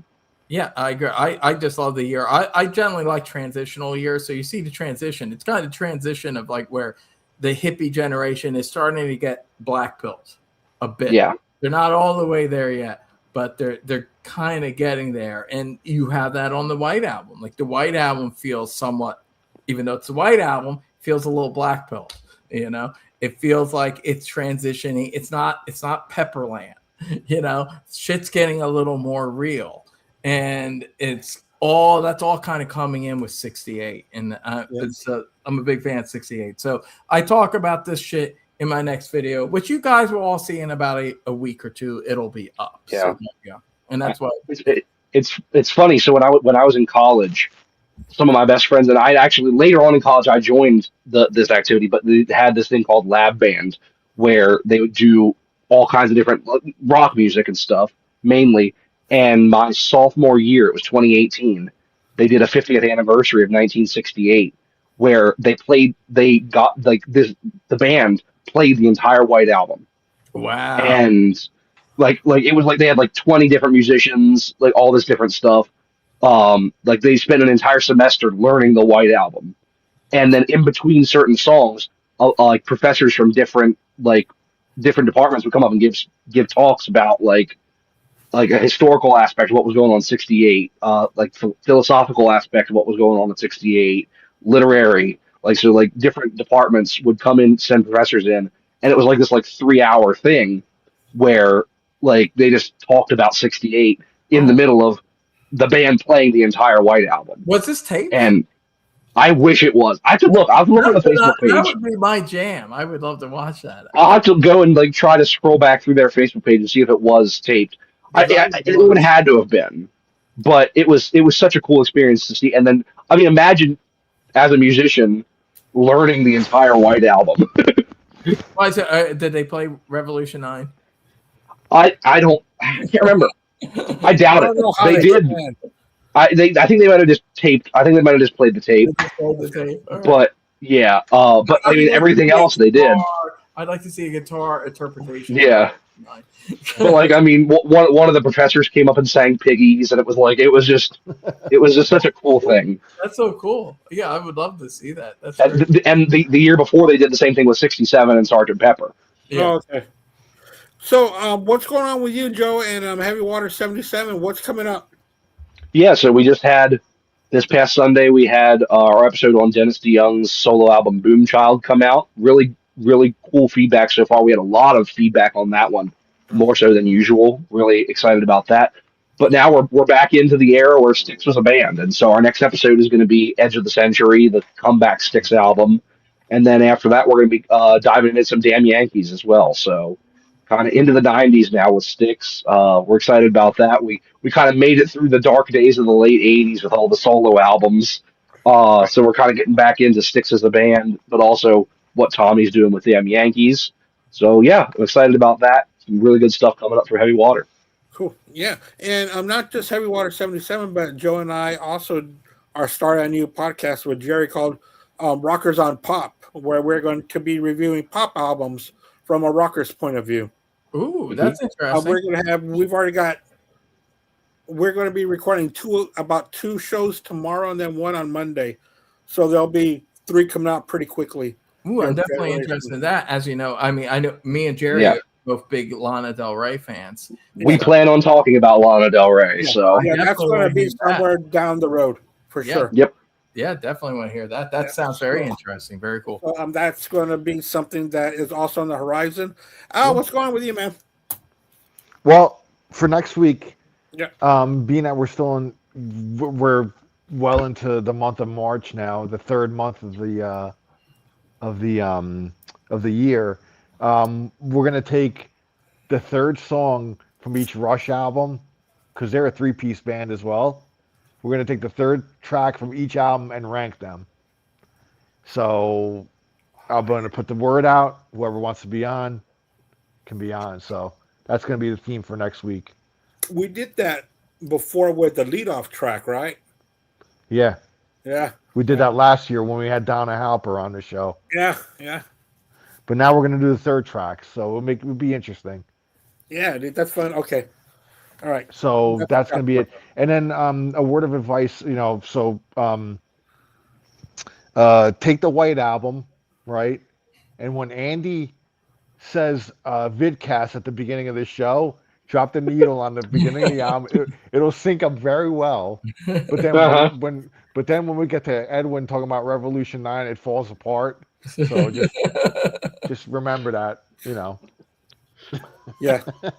That's when it's time to put on a Lana Del Rey album. There you go. There you go. It's time to cut off the episode and just be done with it. Hey, Alpha, are we gonna rank the third song? Is that we're gonna take all the third tracks from each album and rank them. Rank them. Got it. Because we did this for Kiss too. Remember the final Kiss songs? Oh, dude, that was a fun one. Yeah. And that was a great one too. It was, we took every last track of each Kiss album and ranked them. We did that with Decibel Geek, didn't we? Yeah, we did that with Decibel Geek and Ralph Vieira. Yeah.